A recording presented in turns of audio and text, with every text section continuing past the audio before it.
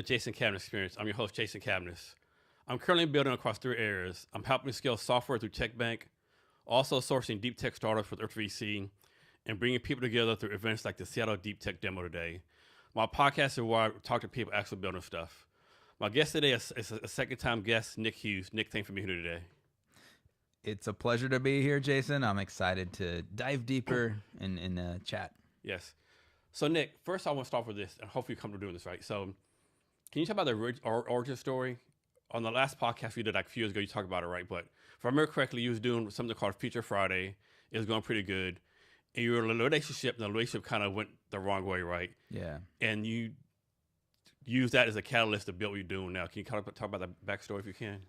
Well, yeah, I think it's helpful to even go back a little bit, and this is for people that, haven't maybe heard the story, is I actually had a startup before that. I had I was working on a mobile payments company that really, we were trying to build some, kind of payments between merchants and customers using, text messaging and actually the mobile. This was, again, 2010, 11, 12. And it simply didn't happen. We really didn't even get off the ground. And the pain and the challenge and the understanding how lonely this experience is, I really evaluated that after that startup was done. And I wanted to solve that problem. I wanted to solve why isn't there more for early stage startups? Why isn't there an ecosystem that helps move from 0 to 1? And 1 could be simply anything, like meaning momentum, growth, get them started, right? And that really wasn't the case back then. And so that's what started what I created was Feature Friday. And so that was my test, my MVP, and honestly, I honest truth, I did not have this big vision at the time, okay? I was just putting on a party. I would just, you put events on in Seattle, and you know what it is like to have fun. And so that's what I did. I just created this pitch competition, threw things together. We tried the first one on March 28th of 2014, and it all hit. Has that been that long ago? It was March 28th, 2014, so 12 years, and we just turned into May, so it was a little more than 12 years ago. And was it like rework on nothing by? Now actually we were at the old surf incubator. Okay, I remember that one. Yeah, that was on 2nd Avenue, okay. And we were down in their event space, and it's funny. We call it the day one picture, and it's black and white. So anytime during an event, I'll put it on the screen, and I'll be like, "Oh, back in the day before their color photos." Yeah. So what's been like what's some lessons you learned along the way? The first and foremost lesson, I think, for people listening here, if you're working on something, and today is even, with AI and other things, it's even crazier. But I would say even back then it was, I just tried. Okay, I just put something together, and I tried something. And I think the important thing is to have ideas, have experiments. You can test them, and you just see if something works, and then keep going on it. If not, it's okay to walk away. So that was my first lesson is, if anyone that remembers Feature Friday, I mean, it was fun, but it was raw. It was, half baked. And I took what I saw that we could actually make it into a full baked thing. And that's what I ran with. So why do you think so many people are like, I want to build something, but not today. It's not perfect. Like I want to start a podcast, but I can't afford the $500 microphone. Yeah. Or I want to learn to play the guitar, but I need a perfect guitar. But like you said, you need to experiment, you need to hack. Like I tell people, if you don't start, you're missing the hacks, you're missing the repetitions, right? Yeah. So what's your advice to someone fucking get started now? Well, it's just it, and I think in some ways just have fun, that's part of it. Now, of course, this is business and we need to be serious, but I think today is just much, much different now. There's tools out there. There's, with starting to use AI and agents. I mean, you do have to know how to prompt or what to type in, but geez, it is so simple now to just get started. And maybe the way to think about it is take the pressure off. Okay. take the pressure off yourself. Just start putting something together. And again, follow what seems to be working and literally throw away what's not. So when you tell people this, okay, I hear you, Nick, but you know what? If I put this out there, I'm gonna get criticized. People gonna make fun of me. They're gonna tell my product's crap, and I don't want to deal with that. So You just gotta deal with it, right? I had to get through that. I think when you start realizing, you build something like what I've built that is all around the world, people are gonna say stuff. I know I'm self enough aware to know that not everyone probably likes me. I don't know, and I think like to be able to just say whatever, they will say things. And honestly, people don't really care about you and what you're doing. No, I think one thing I learned too late in life, like 100 people out there don't give a fuck about Jason Cavness, right? They couldn't, But growing up, we think, oh man, what does Tom think about me? What does Nick think about me? Mary Jane think about me? And they're in their own little world. No, they don't have no, care what you're doing. They're worried about themselves. Yep. They're worried about their problems. They're worried about their life and building something.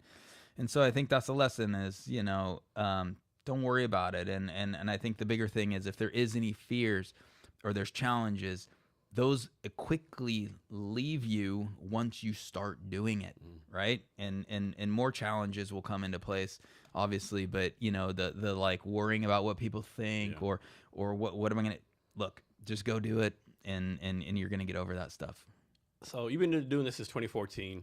Has there ever been a year where like you came really close to shutting it down, and why? Very close. There's been a few, and just to be totally direct and honest, we recently went through something that I think it's just the better way to put it is, there's life cycles of companies, and weirdly, I think that there's a point where you can there might be a Y in the road, and there might be I've been doing this for a while. Is this what I want to continue to do, or do I want to turn and go do something else in my life? And I would say that, well, first and foremost, the pandemic was a very clear time for me to make a decision one way or another. And I think for every one of us, right? Like we all were presented in a what's happening and where am I going? And for Founders Live, we went fully virtual. And, for just to back up a second for everyone, Founders Live, I went from this Feature Friday pitch competition, live in-person thing, and was testing it out here in Seattle. And then all of a sudden, things led to another, and other cities wanted to do the same thing. And I put much more structure around. When that happened, you were like, man, this is batshit crazy. Like, people want to do this everywhere. Oh, yeah. Was it like a moment in your head, like, man, what's going on here? Well, there was when you launch something in Seattle for the tech industry, Seattle's a great market because we're not Silicon Valley, San Francisco. We're not necessarily even New York, but we have a very strong entrepreneurial and startup community. And so I felt that doing something here and being successful was going to be a good indicator of what could happen in a number of other cities. So I wasn't massively surprised. I wanted, actually, let's back up. If you're familiar with Startup Grind, if you're familiar with, you were a part of Bunker Labs for a long time, and I was watching Startup Grind, and I was like, I think I could do that model. And so I knew that there could be other cities. But I was very, very excited when we started to get we got response and wanted to do this in Portland. And so that's where I put in structure around what our city leaders are now. We can talk about that as well. But yeah, I started taking the steps to put structures in there. And then we just started to launch new cities, and it just started to multiply. Do you remember what was it, like a first, lack of a better term, first non-tech city that reached out to you? Like a city that are really not known for tech? All cities have tech, of course, but like a city like, oh wow, they want to do this too. Well, here's the thing. Founders Live has expanded to 155 cities in 58 countries. Okay, and 58 countries. We're on every continent, and my whole thing is the entrepreneurship is a human desire, and it doesn't matter. This morning I talked with someone in Mature, Zimbabwe. Okay. This is like a smaller city about 5 hours outside of Harare, Zimbabwe, which is the capital. And we've been in Harare, Zimbabwe for many years. Okay. And, trust me, Founders Live has been a geography lesson in literally like all these cities around the world. And I'm constantly impressed and surprised at the innovative, inspired vision and desire for people in these cities. Okay. Look, I know that you probably traveled a little bit in the world because of military and stuff, but it's absolutely it's incredible to meet people that they don't speak your language. You can't even barely pronounce the city, and they're sitting here talking about tech, startups, innovation, creating. And so I haven't been, I don't know, I haven't been shocked. Now, like Des Moines, Iowa, you don't necessarily think of Des Moines, Iowa, but hey, there's a university there. Yeah. Close enough. And there's a lot going on there. In a lot of these college cities, like there's a lot of people wanting to start hack on things and build things now. But yeah, I mean, what's, like, I mean, I could tell stories of being in, like, I've been in countries like Indonesia. What I say is I've been in the cities. It's like the equivalent of Des Moines, Iowa. It's called Palangkaraya in Indonesia, and you look around and you're like, no way. But yet there are startups and founders and entrepreneurs in those cities too. So what does your passport even look like? Is it like you have an extended version of your passport, like 20 extra pages, thousands of stamps? Damn it. I just had to get a new one. So the unfortunate reality is with your passport, if you need to get a new one, because actually it was coming up on expiration. So I lost the stamps. But, I've been to about 39, 40 countries now. And you have like the global entry thing? I don't actually. Crazy enough. There's some things I need to do. Yeah. I'm planning on another tour, another travel here to Africa here soon this summer, and so I need to do that. But I've been able. Look, I just kind of get through, right? Yeah. Like I actually don't even have clear or anything like that right now. And on the topic of airports. I actually like airports, okay? And here's why is like when you go on a tour for 4 months, okay, and you're in 20 cities. I did Europe 2024. I was in Europe and I crossed over for 4 months and I was in 23 cities. And there was a lot of like trains and all that. It's just fun, but airports to me are a place that you can go, you can actually get to work. Like if I have a layover for a few hours, I just go find a place to get, maybe a drink or some food. And then you're not distracted. Like you don't have to jump on calls or anything because you don't schedule any calls. You can just get to work. Right. So like, I could go and get 2-3 hours of work and then I get back on the plane and I actually work on the plane too. That's, in my opinion, it's undistracted time as well. So I actually like travel.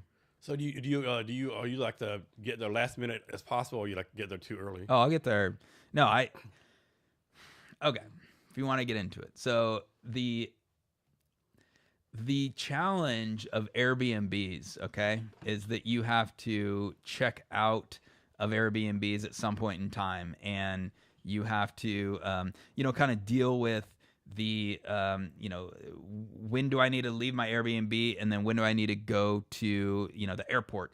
So that's the challenge. And so typically what I do is I choose to go to the airport as early as possible, and maybe I'll end up getting like a drink, or depending on the timing of the flight, right? If it's like in the afternoon, I'll go just grab a beer and like actually like work for 2 or 3 hours. Or if it's in the morning, I'll just grab some coffee or a bite, some food. And again, I have no problem finding a corner or some place to go and work, literally work, right? Yeah, I do the same thing. Like if I go to the airport, like I know some people that go to the airport like 30 minutes before the plane takes off. I can't do it. No. I go back. No, and most importantly, when you're traveling internationally, you need to schedule in your buffer time just so things don't go the wrong Because way. you never know. And so you need to leave early. You get at the airport a little early, and best case scenario, you have a few hours to like sit there and work. Drink an extra beer, do some more work. Yeah, Mm-hmm. yeah, I'm with you on that one. Yeah. So Founders Live, why 99 seconds? Why that distinct 99 seconds? Well, it's a special number to me.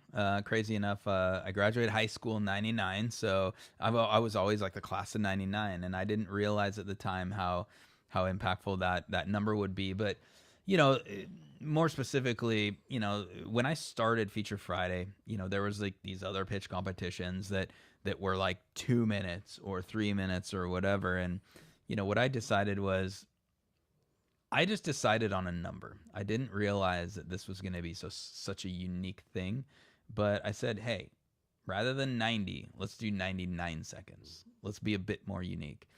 And I think from a founder standpoint, it's an awkward time enough to force you to actually figure out your message. Okay? It is literally a time limit, like a shot clock, that makes you pare down your message. You've seen enough pitches, man. You've been through Founders Live, and you realize, like, man, if I don't have a time limit, I'm just gonna talk my head off. I'm just gonna say all these words. Well, the 99-second limit actually forces you to figure it out, and so that was the big thing, because I think for me it was just a fun little thing. What I realized over time is this is an absolute forcing function to help founders refine their message enough so they can actually have a room understand what they're actually building. I think it's great you have the crowd vote on the winner, like versus it's not judges, it's not investors, it's the people The in crowd. the crowd. And that was another huge thing, man. Okay, there's a bunch of different pitch competitions and things out there, and I've always thought that it was weird that we call them judges, and then we have these investors sitting up there, and it's just my way. But I was like, you know what? Why don't we have the crowd vote? Yeah. Instant market validation. It's a total market validation. I mean, the success of business in today's world is not about pleasing 3 founders or 3 investors or whatever. It's about moving the crowds. It's moving the market for them to understand your value and do business with you. So inherent to the Founders Live pitch experience, the 99 seconds is important. But what's also important is, can you, founder, actually convince enough number of people to identify with your problem set? Oh, I have that problem too. Identify with your solution. Kind of follow your energy.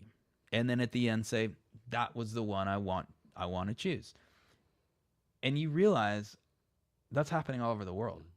Like, we are now helping founders put those pieces together to convince or inspire a group of people to vote for them because they see their vision and their solution as the answer. And that's one thing I would say I'm proud of is creating this on my own and putting those pieces together. I didn't think it would be something so important, but it is. Is a founder, an entrepreneur in the world, regardless, always like this term mean different things in different cultures? Oh, you're saying, what a founder means to us in the U.S. versus, from what I've seen and learned, it's pretty much universal. And I think, I would say the term has really matured in the last 10 to 20 years. Literally entrepreneur, like that was a funny, weird word, and it didn't mean what it means today, like 20, 30, 40 years ago. Founder, I think both of these words were kind of under the surface for quite a while. And, the fact that entrepreneurship is mainstream now. The fact that people identify, okay, some of the world's changing people have been founders, and that's, Steve Jobs and others, right? And so now, thankfully, the brand Founders Live has that word in it. And I think we've done a good job of really helping the world understand what that entails, right? And so when you think of, but entrepreneur can be not. An entrepreneur doesn't need to be a founder. An entrepreneur is an operator and a business owner. Founder is someone that literally creates that first idea into the first product and go to market. So the people that run the cities, they're called like city leaders or City leaders, yeah. and are they still and they're volunteer? Yeah. And so what do these people get out of this? Like how do you make sure like Jason Cavness, I'm a city leader in Seattle. What do you do to make sure these city leaders get the most benefit out of it? Like what do they get out of it? Yeah. Yeah. Well, the short answer is they're looking to raise their leadership and their awareness and their standing in the community. I mean, that's really it. We call it a leader for a reason. But taking a step back, I really had to figure out how was this going to happen in other cities and I wasn't going to be there. And I knew that there was this model kind of like this, right? Again, Startup Grind and others were doing this. And so I spoke with a few people, actually. I spoke with some people with Startup Grind. I spoke with Mark Nagar, who was a part of the Startup Weekend. Okay, Startup Weekend it started in Colorado, but then it really grew from a team here in Seattle. And I remember having a pretty distinct conversation with him. Man, this goes back. And I just asked him a few questions on this, and he really helped me understand, like, hey, people will want to do this if you at least provide them a way for them to advance, and or there needs to be a selfish nature to it for them. And so that really helped me early on to understand when I interview, I still interview most of our city leaders, and when I talk with them, I'm really looking for what do you want to get out of it, okay? Because look, you're not necessarily doing a service for us. We're also doing we're doing a service for you, but it's both, okay? And we don't pay our city leaders, so they're volunteers, and because our model wouldn't work, they're not employees, but they are looking for exposure, connections. Look, if you lead Founders Live in your city for years and years, you know how many founders you're connected to? Yeah. Okay. They might be hiring at some point. They might be, hey, that founder might want to start a fund at some point, and they look at you and say, hey, would you want to come in and do this with me? You could literally have a whole new career because you led Founders Live in your city. They're looking for just to be the person on the stage with the mic. We all like that. Yeah, it's kind of fun. Yeah, it's fun. And so they also, a lot of our city leaders might be doing something in the industry. Maybe they have a company that, it's a marketing, agency or something.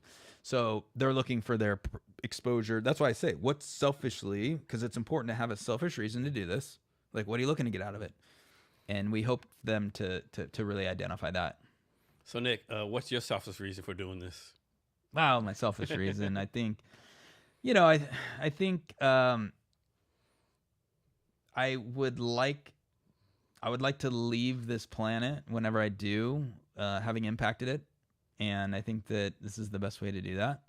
And that's my selfish reason. I don't know. I hope it's millions and millions of people that have been impacted, and I know that that's already on its way. It's already there. But financially, I've always said this. I've always said, look, I think that's, although important, I think it's trailing in my opinion, of the actual karmic impact. And my phone call today, this guy is pretty young, and he actually attended our event in Harare, Zimbabwe.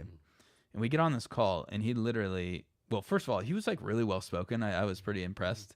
I'm talking just the words he used and the mannerisms. And I'm used to talking with a variety of different people that sometimes can barely even speak, English.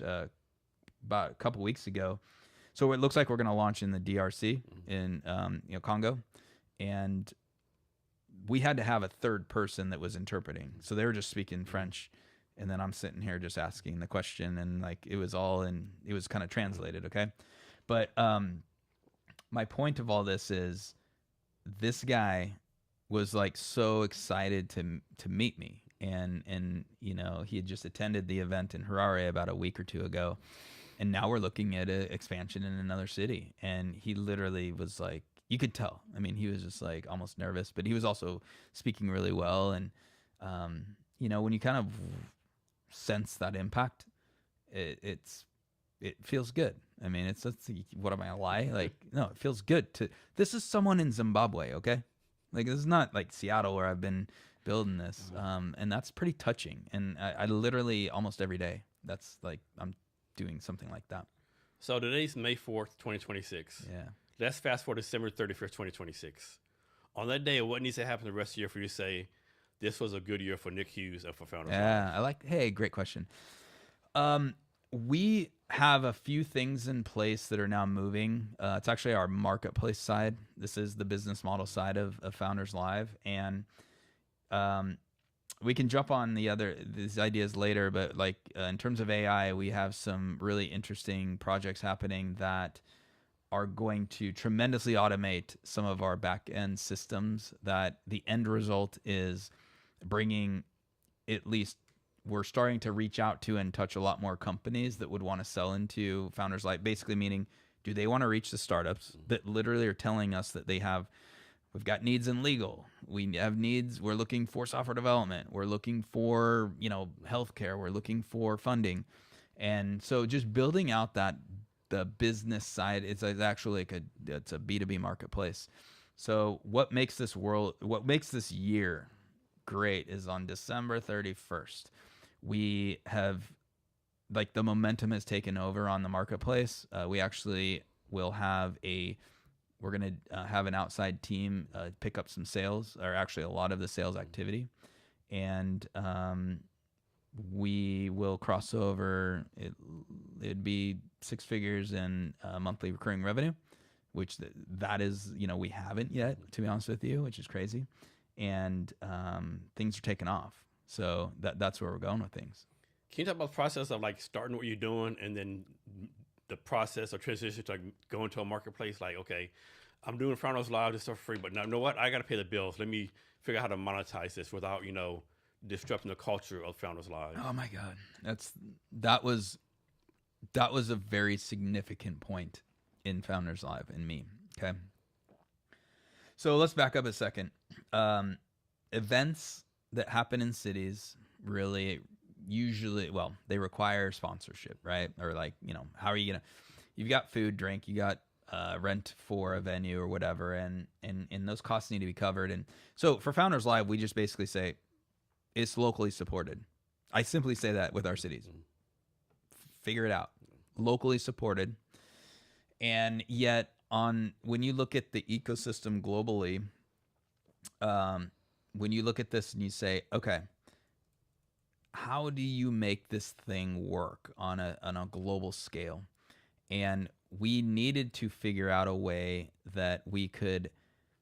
So first of all, charging founders, especially around the world, to be a part of this, just as like okay, you can only engage here and pay a membership fee, that really doesn't work. Okay, we've tried it, and so we've always wanted Founders Live to be free in at least the simplest engagement. We want people to come and be a part of our ecosystem, receive our information, engage, like, just without any cost structure there. So then you're like, okay, well, how are we going to make money? And the best, I feel, the best actual system is, and there's an insight here I'll describe in a second, the unlock, but we figured out that as we got to a certain scale, and we just started to ask founders and people, you've seen this, hey, what do you need help with? And we started to have people say, or check boxes basically, telling us they're looking for, again, legal help, software development, benefits, other things of that nature. We then could start building not just a list of warm potential customers. We can now bring that to companies, and we can say, hey, we have 2,352 people asking for legal help. You have a law firm, or you have a solution in this industry. And we basically started to build out this marketplace, and it's really started to take off, which is really great. But I think that took a long time. Okay, I've been through a lot with Founders Live. I have We've scraped it by, and I think that it shows that the ingenuity of what I've built, that actually, like, this thing will not stop because there's so much is automated and so much that just happens in cities. Okay. Um, but from a business standpoint, we had to find something that was not intrusive, that also, okay, those law firms, those software development companies, those people, advisors, coaches that want to work, they need to build their business too. They need to find their target market. So the other unlock was realizing, oh, there's a whole other thing here. There's actually a whole other side to this whole ecosystem that we're building, that if we figure out a way for companies to be able to engage with Founders Live and grow because they're reaching their target market, which are the startups and founders, now we have a flywheel that will actually really start to spin. And so that was the other side of it, that the marketplace, it wasn't just like, hey, let's sell advertising. Is no, let's figure out a way to help companies reach a growing list of people and of early stage startups that they want to actually engage with and work with. And now you're solving the founders' problems and you're solving these companies' problems, and it starts to really spin. So how do you do this, right? This is a problem with Bunker Labs. Like, of course, Bunker Labs is how military veterans start companies, right? We found a lot of times these people come in and like didn't want to get over. They just want, like, I don't want to say scam the veterans, like, scam the veterans, right? How do you make sure these companies, like, how do you vet these companies, make sure they're like doing the right thing? Yeah, we talked to all of them, myself and some other people on our team. So there's a vetting process. There's also like a paid, we have a paid system, like, Pay to play. In some ways. I mean, companies that are just going to try to, be bad actors are less going to do that if you actually have a paywall and like there's actually a process to get started. And then we continually vet them, and we get feedback from our ecosystem. And we've had a few in the past that just weren't great, and they're not there anymore. So it's not been too much of a problem yet. I know that at the scale that we're going at, so to end 2026, we would like to see about 200 in our marketplace. Okay. And that will be a very, very good day. And we now have the projections look good, and I believe that we'll be there at the end of the year. So let's suppose, like, you have Founders Live coming to Seattle this month, right? Yeah, so May 28th. Okay, so let's say it's May 28th, and let's say you have 5 people pitching, 100 people attend, right? What do y'all do to make sure these people that attended and pitched stay engaged with Founders Live? What's like the follow-up plan to keep them in the loop, so to speak? Yeah, anyone that engages with Founders Live, anyone really that engages is, if they signed up for an event, if they voted, you're within our ecosystem now. You're going to get our emails and information. And hey, by the way, if you want to unsubscribe, that's fine. We're totally fine with that. But we are now, weekly emails, a lot of things are sending out, so they're receiving from HQ our updates, the things that we have going. Like, we once or twice a year, we hold what's called the pitch challenge. So that's open to anyone in the world. They can submit a pitch video, and there's actually like the next one we're going to do is in October. It's going to be about a month long, and you're seeded into your region of the world, which we have 5 regions, like the continents basically. And, you can compete and engage in that. But you're going to get information and really updates from Founders Live. And then clearly the local city, right? The local city is going to be updating with, hey, the next Founders Live Seattle is this. So Seattle is one of our more active cities, meaning we typically have about 8 events a year. So we're a little more than, sometimes we'll take some months off, most of our cities are on about 4 times a year. So every quarter. And so they're engaging on that way, and so we just have some mechanisms to keep in touch with them. Look, we're not trying to ask too much, right? And we don't have like a digital community to join, and we don't have a thriving social network community online because we've tried that a few times in the past and it really didn't work. So we just are mindful of what people want to engage with and whatnot. And what guidance do you give the C leaders as far as how they pick who's going to pitch? Or is that totally up to them? Well, it is up to them, but we let them know, hey, this brings up something else that I definitely want to talk about is We are testing out a kind of a, if you take a hackathon plus a Founders Live, we can talk about that in a second. But we tell our city leaders the startups that we pitch or that we pick to pitch need to be established. They need to be in market. They need to be novel, meaning like just it's not the coffee shop on the corner, even though we like coffee shops. They need to be something that is, deployed, that people in the audience can, go to their website or go to the app. They can use it. They can submit their email. They can do something. So that means that they're launched. This is not like, hey, Joe and I, 2 nights ago thought of this idea. I want to pitch it. Okay. That's for something else that we're actually looking at, which will be exciting, which I can talk about in a second. But, so we teach our city leaders how to look for this. And the cool thing is on every single event page and even on our website, but basically on every single event page, it says, hey, do you want to pitch at this event? And then it goes to a form. We have a form that anyone in the world can fill out, and they're picking the city. They're then filling out all their company information, and they're basically applying to pitch, and that falls into the system. That city and that city leader gets notified. Hey, someone new wants to pitch at your event, and then they're going to go through that list. And so there's kind of this. It's this entire system that when an event gets published, hey, we're having this next Founders Live in Nairobi. And I mean, I think about that because, man, it's especially those cities in Africa, man, like for one event, no joke, like there will be 50 or 100 people applying to pitch for 5 spots. That doesn't happen here in Seattle, trust me.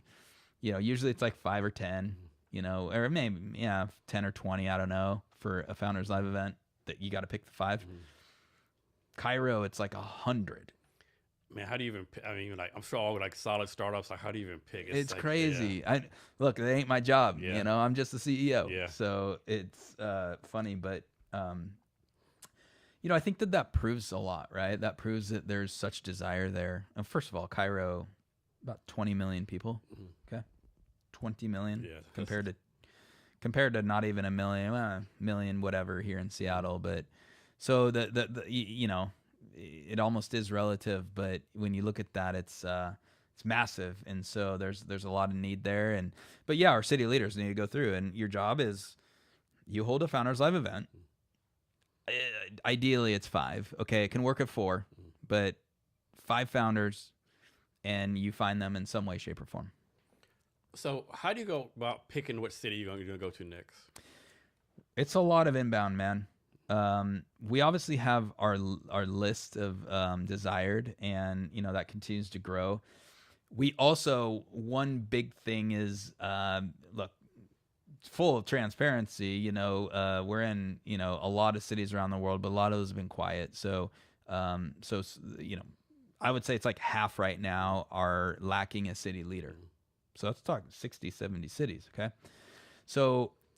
For instance, Denver, Phoenix, Austin, these type of cities, which have been traditionally Founders Live, very strong cities. So they're on our radar, and so that's the ones that we're intent on reviving back up. And so we have a process for that as well. And we'll post on socials and we'll send out things. And so it's just identify these specific cities where we're looking to revive with a new leader and get things back going again. And then the expansion tends to be quite a bit organic. And what that means is we'll push out messages, and we'll push out a global email that'll say like, hey, we're, Founders Live. We're always looking for awesome leaders, and we're looking to expand, and we'll just get new cities suggested. But that's like from a person that's like, I want to lead. So they'll just open up now. It's like, oh, like for instance, this Mutare in Zimbabwe. Like I didn't know about this city until this person actually got on the radar. And turns out we might launch there. I mean, it's really looking like it. And so a lot of it's inbound, which is fascinating. Have you ever had to shut a city down? Yes, and the way I would say that is removing a city leader for various reasons, and most of it is just inactivity. I mean, look, the fact that someone wants to be a city leader at Founders Live really I identifies them as they think like taking us. initiative and that kind of stuff. I mean, they care about entrepreneurship.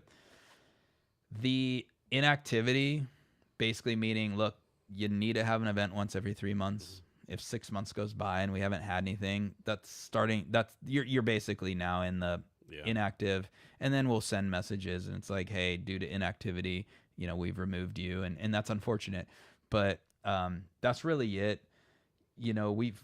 I've been doing this 12 years, man, and we haven't had any real issues. It's been amazing, and I don't know. I'm hoping that it stays the same. Off the top here, can you talk about a city leader who's like went on to like do like bigger and better things? Well, the one I'll bring up, actually, it just kind of hits my radar right now is, so we're gonna go back to Cairo, and his name's Mustafa, and Mustafa is our city leader, but he's also our regional leader of MENA, the MENA region, which is Middle East, Northern Africa, and we have a few of these people around the world that they're so great that, or they are the ones that really come to us to say, hey, I would like to actually lead this region. And they not only like do their thing in the city, but they're responsible for expansion. So like, identifying cities, finding, or, marketing for the city leader role, doing the first interview, basically like identifying, hey, I found someone in such and such city. For instance, like, Riyadh, Saudi Arabia, we've launched there. Dubai, we're now launching in Casablanca, Morocco. Amman, Jordan. These are like MENA cities. Okay, like we're in 3 cities in Egypt. Mustafa has done a great job of leading that. So he has seen the bigger picture, and he Founders Live's not the only thing in his life. But he is like absolutely like, I want to take this to the next level. He obviously has, I would say he has clearly financial reasons to see a bigger picture with Founders Live. Like, I get that, and that's awesome. Yeah. But he also wholeheartedly sees the value that this needs to be in a number of different cities in this region. And so, it's been really impressive. So with 155 cities, 155 leaders, there's no way they can all directly contact you, right? So how do you manage all? Like regional, I guess you have regional leaders over them, and how's that? We have regional leaders in certain areas, and then we have this year we brought on another individual that is, I wouldn't say he's like the director of city leaders. That's a position that we want to fill at some point, but he is he authored a book on leadership. He is now working with anyone that we onboard. We hey, connect with, his name's Jesse. So connect with Jesse, and Jesse is really helping them understand, their aspect of, what is leadership, and then getting clear on their goals, their alignment, and really just action. And so, Jesse's there as well. And in the end, we have a small team actually, but in the end, they can clearly message me, whether that's email, sometimes it's WhatsApp, sometimes it's other things. But I would say 8 out of 10, and this is an ideal stat, 8, if not 9 out of 10, but it's probably 8 right now, are pretty self-sufficient. And that's what it's kind of that whole thing of like, hey, if activity's happening and you're not necessarily hearing from the city leader, but things are happening every 3 months, that's a pretty good thing, right? So we're looking for ones that are pretty self-sufficient and yet dial in when they need to. We have city leader calls every 3 to 4 months out of the year. So we typically have 3 or 4 a year. And those are, kind of required. It's not like I can force people to jump in there, but, to meet other city leaders and to understand the bigger picture of what's going on. And so hopefully they're attending those. But, there's like years that go through. There's years that go by, and I don't necessarily interact directly with the city leader, but they're just nailing it. So do you ever do like city leader retreats, like you gather them all up and go to like Memphis, Tennessee, or LA or something like that? Not yet. We totally want to, and that's something that's coming for sure. There's so much, man. look, we're 12 years in. Would I have thought my life would be this in 12 years ago? I don't think so. I mean, travel in the world. Like each year I pick a part of the world and go do it. Visit, meet them. But we have decades left. So talk about your upcoming trip to Africa. I think you'll be there for 90 days. Yeah, so it looks like it's about a 90-day trip. I was actually going to go 4 months, and a lot of the geopolitical things that we're seeing is man, it's a little shaky and a little frustrating. It's geopolitical and economic. And especially like my first stop is Cairo in Egypt. So I'm going to head over and I'm going to go from top to the bottom of the continent. And so I was a little concerned, but I started to talk with some people that have been there and or our team there, and they said Cairo is pretty safe actually.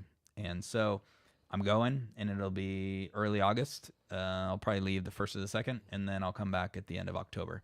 So 3 months, 13 or 14 cities. So I'll be in basically a city a week. These are all Founders Live cities. So each week it's a new event. I'm speaking, I'm meeting founders, working with our city leaders, and honestly, that's a dream, man. It's a dream. I don't think most people understand. Like I did Europe for 4.5 months, and that was 23 cities, and you're literally like every single week changing. It's a new Airbnb, it's a new city, possibly a new language, and new culture, and it's fucking beautiful, man. So how do you do this? Like, suppose you go to, we'll say, Paris, France, right? And you're there, first time there, everyone wants to talk to you, right?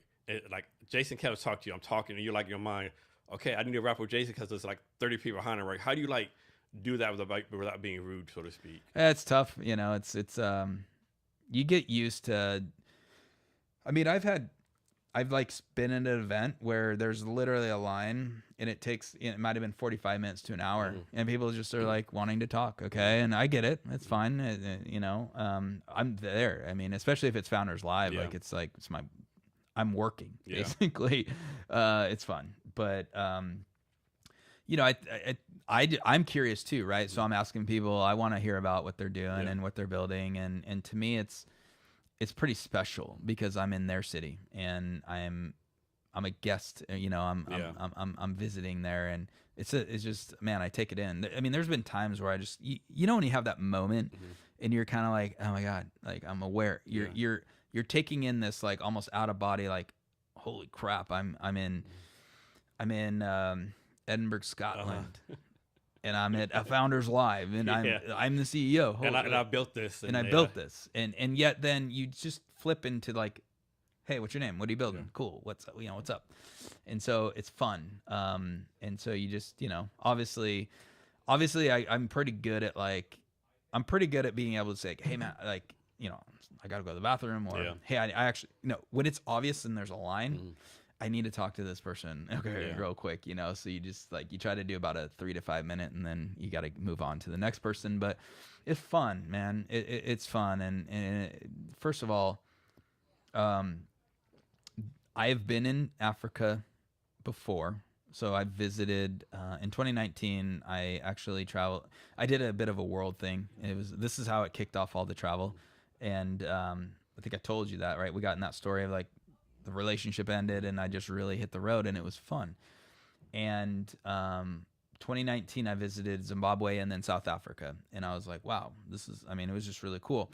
So have always wanted to do a full Africa, multi-city, multi-country. How many countries are you going to go to again? It'll be 13. 13, okay. Yeah, 13 countries, roughly a city in each. So actually it might be 12. There's a few countries that I'm doing 2 cities, but it's top to bottom, and the travel's not gonna be as easy. This is not like Europe. You're not just jumping on a train. So there's some stuff there, right? And Nigeria, you actually have to do pre-work and get a letter and all the things you need to do. There's actually a much more intense, and I'm starting that process for the visa for Nigeria. But most of these countries I'm going to, that's actually an e-visa or it's on site. And so, like, for instance, Zimbabwe, you land and you pay like $35 Yeah. and it's, you That's get it. a visa. So, yeah, it's going to be pretty intense. So talk about the points of people having like a curiosity and being able to tell stories. Well, this is an important one, okay? Like, first of all, you your job as a founder is not just to tell people what you do. It's to tell people why, right? And if you think about that, why are you doing this? Why is it important to solve this problem? Why is it important for people that are struggling with whatever you're trying to solve? Why? Okay? And that all becomes very real if you're very, at least good, if not getting a lot better at storytelling. And so the actual foundation of Founders Live and the event, you have 99 seconds to tell a quick story about what you're building, why is it important, who's it for, and what's the impact. And I think that's a tremendous skill and or a tremendous, you know, an ability for especially a young team or an early team that's just getting started to be able to learn how to tell that story, and then why is it impactful. And with Founders Live, like, you go back to, like, I saw this big weird issue where it was like, wow, why is it so freaking hard as an early stage company to just get noticed, to get momentum, to get connected, to and connected to the community, if not connected to investors, and in the end create momentum enough to grow. And you and I both know, as operators, man, the key thing is figuring out a way to get momentum enough to just get something moving so it can grow and sustain itself. And I found that was hard as hell for me. And I said, well, I bet it's hard as hell for millions, right? And so to be able to tell that story and say, man, I struggle with this. I failed this startup. I'm looking to figure out how to build that solution, and for all the other entrepreneurs out there. And so that's kind of our story, right? And now the story of growth. And we go from one city to another, and all of a sudden we expand. And entrepreneurs, it's a human desire. And these are all the things, right? So the key thing is, I hope that all founders, that's one of the things that we do, is we hope that we can impart on the world, okay, remove the data dump and start to include storytelling so that general audience can say, I totally get what you're building and I see the value in the world. So how do you keep yourself from getting too personally involved in these startups? Like, man, Tom's startup is going to be the next $1 billion business. I'm going to go all in. Like, how do you make sure you like kind of keep an even kill, so to speak? Maybe the answer to that is, we're at a scale now where it's dude. And by the way, we're just nowhere where, when you say December 31st, here's the other thing. I just talked about the marketplace. We are going to do a pitch challenge this year that we want to reach 1,000 founders engaging in this pitch challenge, and it's a month long, and they share their pitch video and their story out to the world, and they actually get votes. And then basically the pitch challenge is we stack rank all of them in either North America, Latin America, Europe, Africa, and Asia. So we're going to do a global challenge. We've done this numerous years, and usually it's like 80, 100. We want to do 1,000. Okay. If and when we do that in October, that's basically going to bring in about 500,000 new people into Founders Live. That's a massive growth for us, okay? And so what I'm saying here is, like, we're already to scale, and that's just not that. What I just described is October. That's going to be insane. But even now, there's just a lot of noise, dude. Like, we just had another like right now, another startup just came into Founders Live. Okay. So we grow daily, like a number of different startups fill out our pitch form, or they, people sign up for an event. And so it's kind of already at a level where don't take this the wrong way, but I'm like simply like it's almost so much noise. And there's few times where I'm like, oh my God, that's an amazing person or amazing startup. I see that come through. Most of the time, it's noise because we're so big. Why do you think Founders Life has been so successful? What do you think about Founders Life has like touched people's hearts so much so like they want to be involved? But there's a lot of stuff out there who's failed in the past and they didn't make it like you're making it. What about Founders Life specifically has been the thing? I mean, you've been a Founders Live, okay, and we talk about our core values, and that's an important thing, okay. I mean, I think do you still do the no name tags? Well, we call it now business equals fun. Okay. But it's fun. So we shifted that just for a few reasons, like it just like for in some ways translation globally, but our core values, which by the way, I had a coach sit me down like as I started Founders Live, it went from Feature Friday to Founders Live. Man, I'm so thankful. And his name's Dale.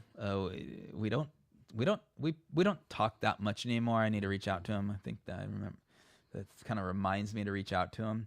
But Dale is just a very purposeful person, and it was awesome. And so he said, "Hey, you're starting this thing. I would encourage you to think about core values and what is important to you in the company." And I would put this up there with like the 99-second thing is unique and different, but we structured these core values. And then the second thing that I did was I just made them very direct and public. And then each and every event, we talk about them.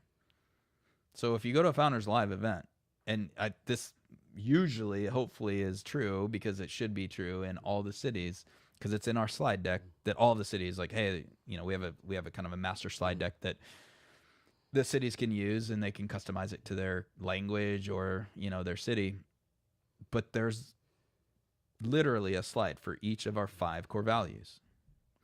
And I think that that's pretty dang important, man. When you're at a tech event, like you don't hear people talk a lot about the core values. And we talk about, respectful authenticity. Basically meaning, man, you need to be your authentic self here. But the response to that is you are respectful to others and them being their self. And, you've been to Founders Live and you notice that. Like, it's a very respectful and it's a very unique culture of just people being their own and very authentic in that.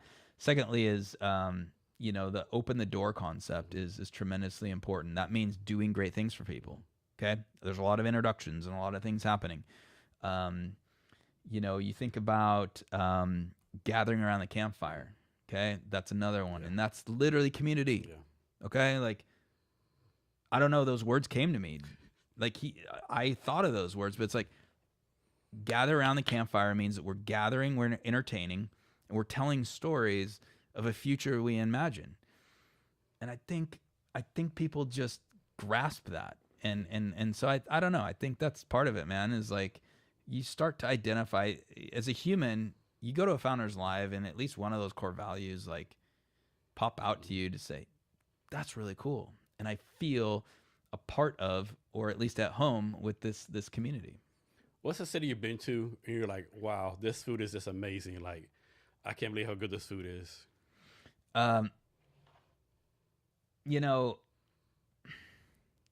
It's a hard question because I go all over the world, man.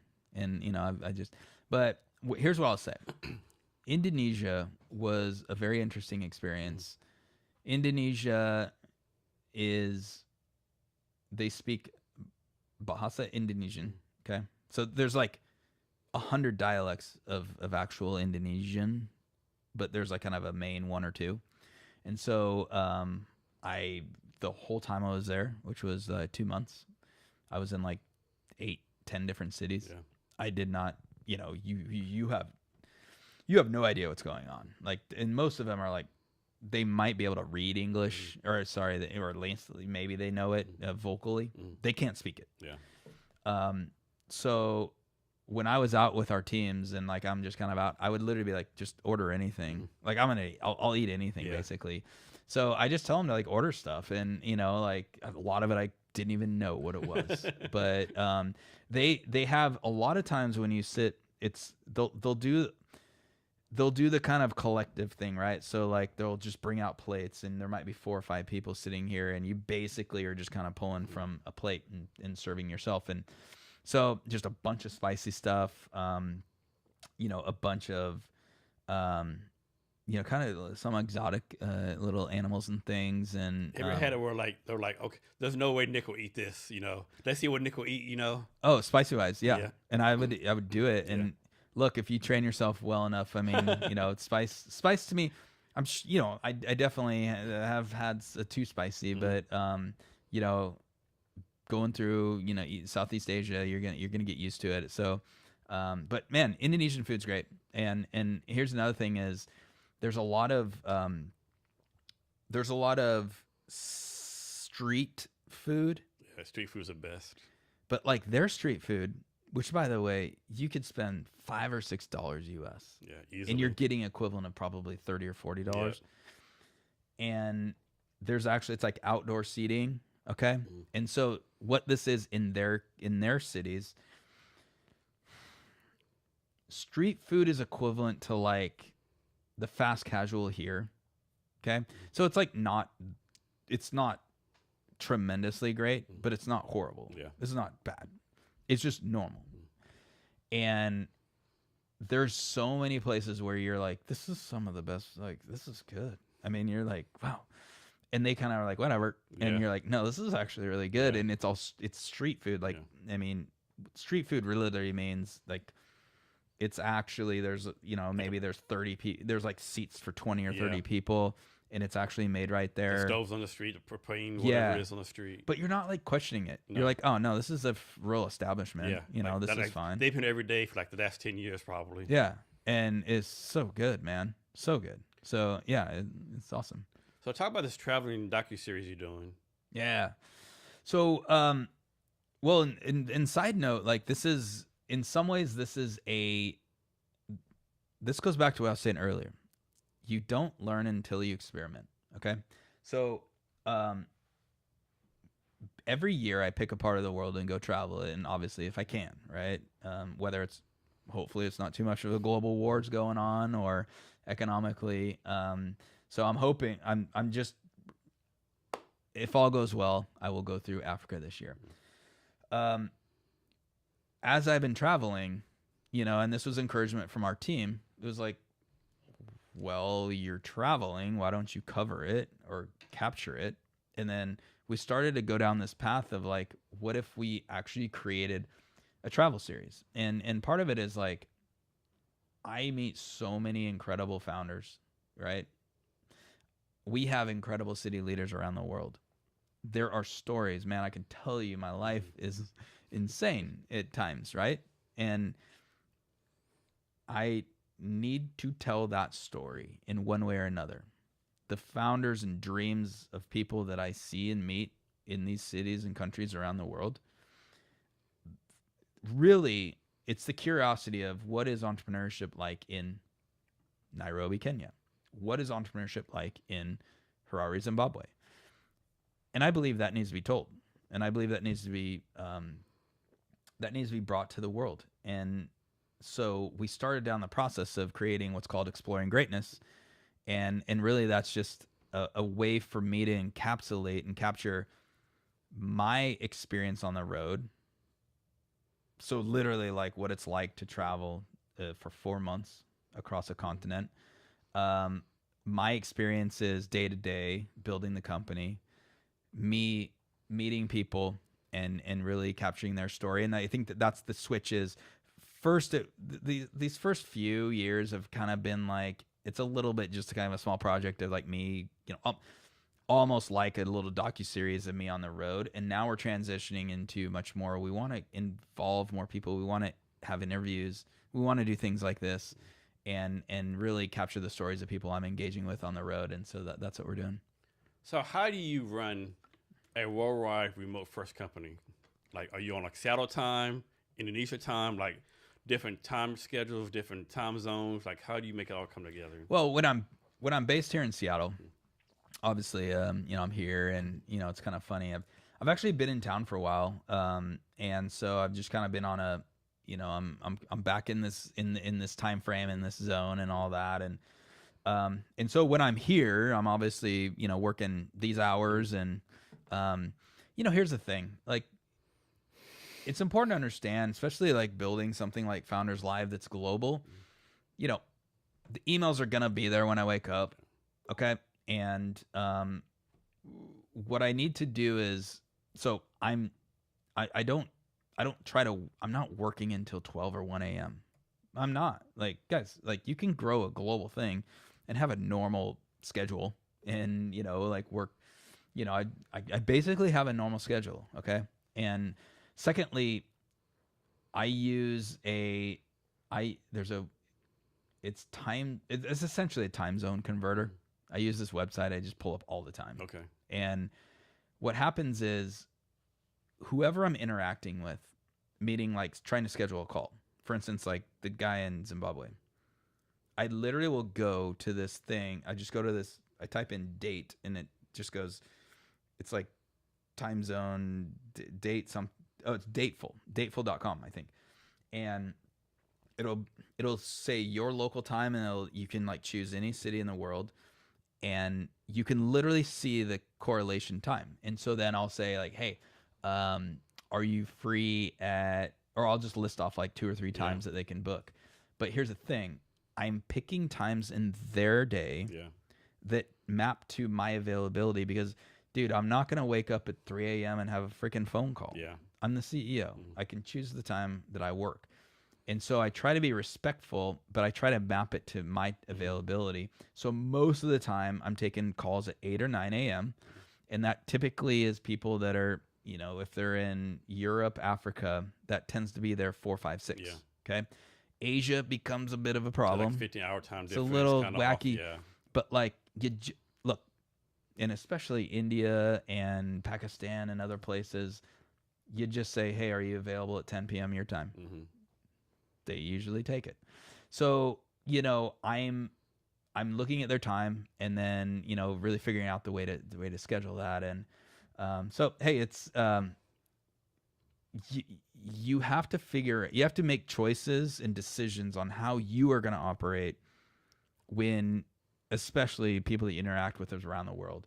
And then when I'm traveling, becomes the challenge, but I basically I'm working the time zone that I'm in, right? Because psychologically, okay, let's review this. On the road for 3 months, if not 4 months in some foreign area of the world, you better adjust and be on their time zone or you're going to literally go crazy. So when I travel, my availability is a lot less. If I'm trying to take any important meetings or sales calls, I basically just have 2 or 3 hours each day that I'm available. And outside of that, like I'm not going to work US hours. How do you do like your time off or your vacations every year? What are you talking about? Well, look, I would say I think I'm getting better at least peeling away for, a short period of time. I fool myself in some ways to say that like this every year when I tour, like it is like a bit of a vacation. Yeah, I mean, yeah. it's work, but still you get to see it's new seeing things. the world, man. And so I find like here's what I love, and Europe was incredible for this. 4 or 5 p.m. Shut the laptop. Yeah. And you just go, and you're like, all right, where am I going? That's how you do it over there. It was awesome, man. So you go out and have some drinks, or like, man, I was in, I'm in Athens, Greece, and my Airbnb was right at the bottom of the hill. The Parthenon and everything is right on this big hill. Okay, it's fucking beautiful. It is the coolest place over there, and my Airbnb was right at the bottom of that hill, and it was so cool because you literally just close your laptop, take a deep breath, relax, and then you step outside and you're like, I'm in ancient Greece. I'm literally in Athens. You walk down the hill and you now can go and sightsee. And so that's the way I do it, is like, to me, the travel is obviously Founders Live oriented, but I'm able to wrap in that, right? The next thing I want to say is I have just figured out the discipline for me. Like I'm a morning person, man. So, I wake up naturally, but like I know, as you get older, you kind of figure out like kind of how you operate. And for me, it's like I'm I'm ready to get going in the morning. And so for me, I'm a morning person in the sense that, I'm going to get my coffee and read. I'm going to get a workout in. I'm going to jump into work. But the moment 5, 6 hits, I'm just ready to do something else. Okay. So I have done the like shut down and have your time to be away from the laptop, be away from your work, whatever that means. And that helps me. So that's just me. I like you can operate the way you want. But for me, I've just noticed that I need to be pretty on top of my off time and my on time, and not to allow that to get too blurry. And then I schedule times with friends and getting out, like yearly trips the group does and all that, and go back home at some point, see my family, see my parents, and so you schedule enough of this, right? But for me, it's the tour and the trips allow me to have that kind of release. You know how like airlines have like airline miles? Does Airbnb have like Airbnb miles or something like that? You know what's crazy? No. That is crazy. No, it's insane. That is crazy. And it's like, I guarantee they know who Nick Hughes is. Mhm. I guarantee it because like, dude, I have a spreadsheet that since 2019, I've just, it's just a running spreadsheet, and it's more than 1,000 nights in Airbnbs. Okay. And I think that's a failure. I think it's 1,100 right now. It's like $75,000. Okay. And, I mean, there was years where I was doing I was doing a month this is during a pandemic time frame, a month in each city that I was kind of shifting and traveling in. And, man, those were fun. I did like a month, and it turned into 2 months in Nashville when we launched Nashville, and I almost didn't come back. Yeah, FYI. I heard Nashville's a fun city. It's badass. Yeah. There's a lot. One thing, like, I think about traveling, like, there's so many fun cities to go to. I'm like, my thing is, like, I went all over the world, like Vietnam, Thailand, all over Europe. I've yet to be a place where, like, man, these people suck, That's yet to happen to me, right? No. Everyone's, like, no. great. They want to show you the culture. They want to, like, be Well, friendly towards you. Here's the thing. Yes, and I gather that you're like this too, which is if you're a respectful person, and more importantly, it's best if you're not obvious American here. Yeah. Okay. That helps. Yeah. And one big thing I've learned traveling, because I've been in so many countries, and you adopt this if you're on the road enough, is, man, just shut your mouth and observe. Open your ears. That helps. Open your eyes, man. Don't be what's the term? The ugly American. Don't be the ugly No. American. Do not. And all it requires is just being quiet. And a lot of times I'm traveling on my own, okay? And I'm literally by myself. And so you walk into a bar, sit down. I'm usually like, especially in Europe, like, okay, there's a soccer game on or football over there. It's just awesome. It's like, you just sit there and you're just watching, and then some other people come in, and, at some point in time, it's obvious that you're not from there, especially if you're in Indonesia, and they're going to come talk. And so I have adopted much more of a reserved demeanor, and I typically don't engage unless it's obvious, and they come over and start talking to me, or something of that nature. Because I don't know, man, I don't think anyone wants that loudmouth at the bar that just won't shut up. No. And you're like, oh, I'm just trying to watch the game, man. Like, shut up. So I'm not that. Yeah. And I think you do this year after year after year. You figure out how you feel best operating. And to me, I think travel has really helped me refine my antenna of human beings, right? And you start observing them. Even if you're in a country that you don't even speak the language, you start watching people. Man, Latin America was amazing. I did 4 months down there. And it was really cool to like, you just observe, and you're like, okay, those people are fighting, but you don't even know what they're saying. But like, Yeah. they're in an argument. You're like, Yeah. okay, huh? Or man, look at these people are amazing, and they'll come up and they just want to talk to you, and you're this person from the United States, and they just want to get to know you, and it's fun. So on the airplane, window or aisle, or does that even matter? Oh, window. Window. Why? First of all, this is if you don't have to go to the bathroom very often. Okay, so I don't know, but for me, window. I love takeoffs and I do landing. too. I do man. too. I still look at the plane when it takes off and land. It's like a little I'm kid. still a little kid. Yeah. I still watch So that thing. Yeah. number one, I like that. Number two is there's actually a little more space, and then like I said, Place to erase your head, so to speak. yeah, man, you put a little coat back there, and you got a little pillow. So and typically the flights I'm on, it's 3 hours, 5 hours at the most, and some depending on Africa's going to be some longer flights, okay, but a lot of times when I travel, because remember a tour is a one way. Yeah. So you're just kind of going from point A to point B, and a 3 hour is fine. Yeah. And what I usually do is like, I'm just working.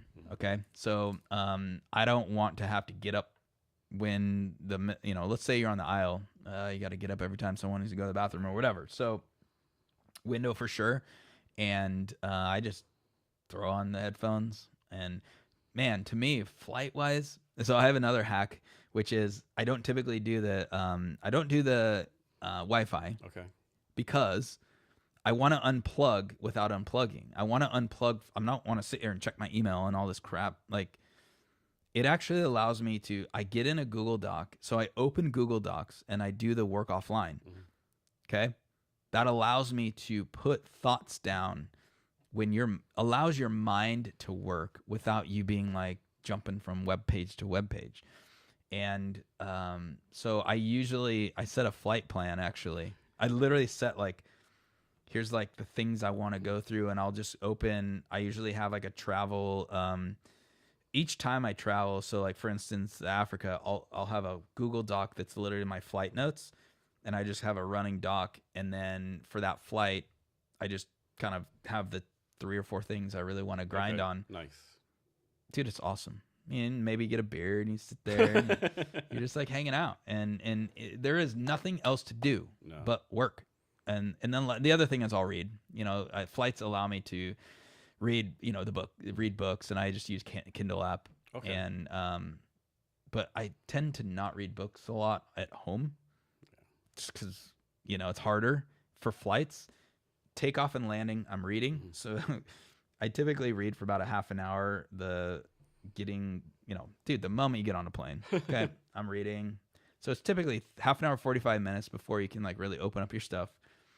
And then I'll read the last half an hour of the flight landing and like getting to the gate. So I get some reading in, I get some work in. Man, that's a travel day. Really productive. That's not lost day. So how do you make sure you continually professionally develop yourself? Ooh, this is a good one, actually. Not just like I'm reading things, whether it's books or, like blogs, and I listen to podcasts a lot. You know what? I've actually started to use ChatGPT in a really interesting way. And the way I explain it, this is another thing I'm like testing, okay? Is I call it the 10C. It's 10 challenges. And so I discovered this interacting with AI and ChatGPT. Basically, it's I have a topic. I want to learn and grow in this. Can you create a 10-week, 1 week challenge each week for 10 weeks on this topic? Because I want to develop my skills in such and such leadership or blah, blah, blah. And you can like prompt it, and then it goes boom, boom, boom, boom, boom, boom, boom, boom, and it creates the full thing. So this is like a really cool, and then I call these like sprints, right? And so it'll be Like right now, I'm actually doing a nonverbal and body language communication sprint, and it's a 10C. I call it a 10C. So it's 10 challenges, and each one challenge a week, and it just gives you a freaking topic and assignment, and then it'll just map it out into week 1, week 2, and then what I do is each week, and I typically do these on the weekends, I'll take that week 2 and I copy, paste it, put it in chat, and I say, hey, it's week 2. I'm now doing this.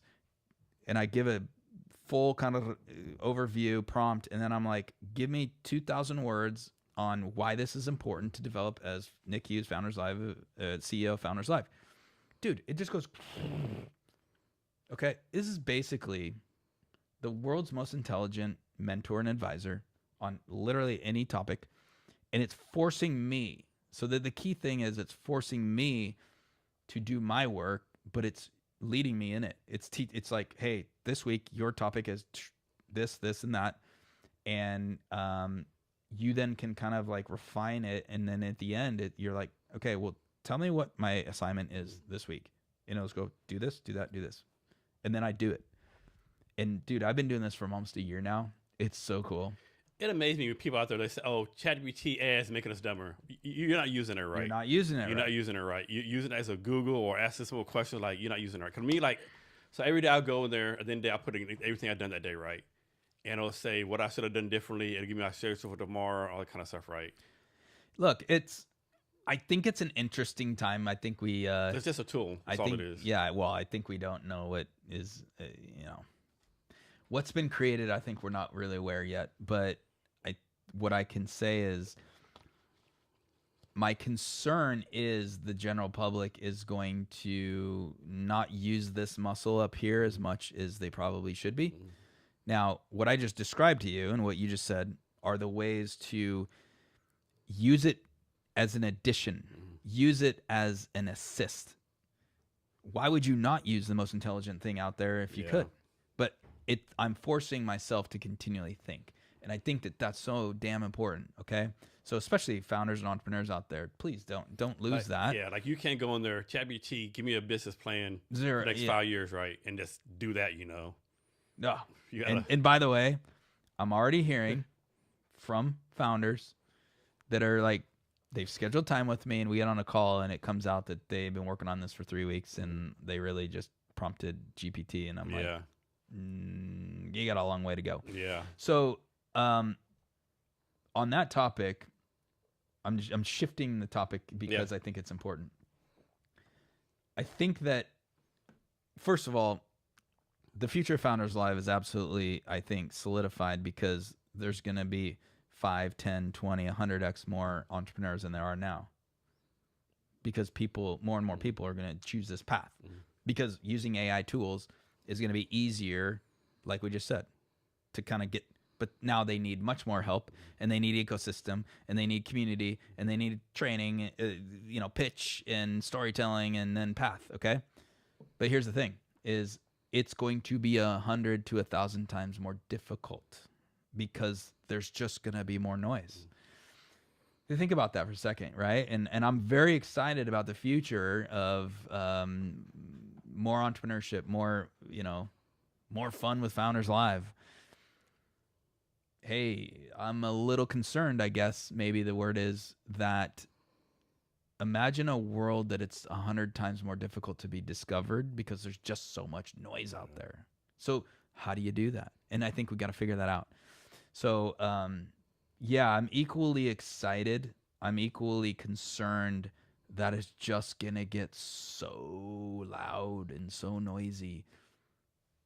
What are the answers there? Any thoughts of doing like a Founders Live accelerator or Founders Live incubator? Well, the short answer is we're gonna look at that. Just as everything with Founders Live, we're gonna look at it and do it our own way. And I think the traditional Techstars, Y Combinator type of accelerator, I think is done. And what I mean by that is, it's very difficult to make that sustainable. We've seen that a lot of times around the U.S. and the world. And I think it needs another attempt and or just a model that can be sustainable and work. And so we're looking at that. I don't know what that really means yet, so I have no answer and nothing to announce, but I think with the evolution of AI, it can be done in a way that actually makes sense. Okay, so we're evaluating that.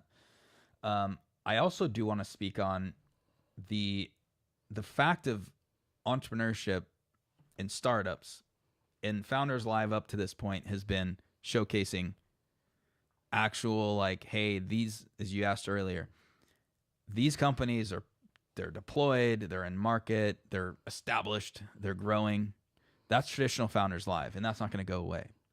But we're actually very excited to be rolling out, and we're just testing it right now, but basically we just call it Founders Live Build, but there's going to be a new brand name. I need to think about it, and I've got some ideas. But the concept of actually, like, what if you walked into Founders Live? This is like an evening networking event. Music's pumping. That's cool. And the 5 founders that you see up on stage pitching, they literally built that on site in the last 2 hours. Almost like a hackathon. Essentially, it's you mix a hackathon with a Founders Live, and that's what you get. And, you know, the concept is really here to show people you can build anything. And within 2 hours, you can go from, I just walked in this door, to, I think I just created my next thing. That is powerful. And so we're testing this out and to see how it, and we did one here in Seattle, and it was successful, but it was also like, okay, we learned XYZ. And if this works, we're going to then have another model that our cities can do, where it's basically build on site, and then people vote, and there's a winner, and it's all good. And so imagine the ideas that just come out of these things. And it's like cool because, like, it'll be just normal. It's like Founders Live, where you show up, hey, this is great. There's a bunch of people here. The music's pumping. I get a drink in my hand or whatever. But then, you know, what we'll do is announce, like, basically it's like beforehand we announce, like, hey, we're looking for 5 people that want to kind of jump in and take this. It's your opportunity to, like, hack for a few hours, and then you actually are. And the idea here is that it can't be something that had been worked on before. Okay. So it's not fair. We're trying to figure out the rules here and just have the format be strong. But basically, people that just pop ideas out and they use some fun tools and AI platforms, and all of a sudden, I mean, and dude, we just totally tried it the other month, and it was crazy to see, like, what was pitched. You could tell was raw. But it was like there was something there, like something. No, like some of these things were like kind of pretty to look at, and you're like, wait, that didn't exist 2 hours ago. Yeah. So that shows everyone there ain't no excuse anymore. So as CEO, like, I'm seeing your team have a lot of great ideas you want to do. How do you decide what ideas to actually go to and do, and others like, okay, great idea, but let's put in the back burner for a while? It's so hard. We use the term above the line and below the line, and right now we have few things that are above the line, meaning the things that we're working on. And it really maps to, like, you know, you have to map out, like, what are our business initiatives? Like, what do we want to accomplish this year? And we set that out every December. We set out and determine the things that we want to accomplish. And then, you know, I set it up. I have a whole process for this, but it basically ends up being 5 or 6 kind of key indicators that we want to achieve. And that's city growth, revenue growth, marketplace, you know, the reach around the world, the initiatives that we want to work on, and so they have to map to our growth indicators, or why are we doing this? And honestly, it's harder than you think. I mean, it's hard to say no to things, right? And I think that's one of the big things we learned is, you know, Founders Live. I mean, we do things like Founders Live Athletes, and we've done, you know, where it's professional athletes to turn entrepreneurs, and that's huge, and it's exciting and it's important. But we've had to pull back some of those in the last, you know, basically the last year, because we needed to focus on the internal systems in the business. And it's not like we'll never have a Founders Live Athletes again. We will, and that's important. But, you know, there's times where you have to say, you know what, like, based on where we're at, we just need to dial in and focus on some things before we spread our wings out again. And it's like, I view it as like out in. It's okay. You kind of oscillate, but there's times when you dial in, and that's what we're doing right now. Let's say there's a person named Mary Jane. Mary Jone's going to Final Live Seattle for the first time ever, right? What should Mary Jane do to get the most out of the event? Well, thanks for showing up to Founders Live your first time. It's exciting to be there, and I would just definitely tell her that. Well, I think the question is she a builder or creator? Like, does she want to build something?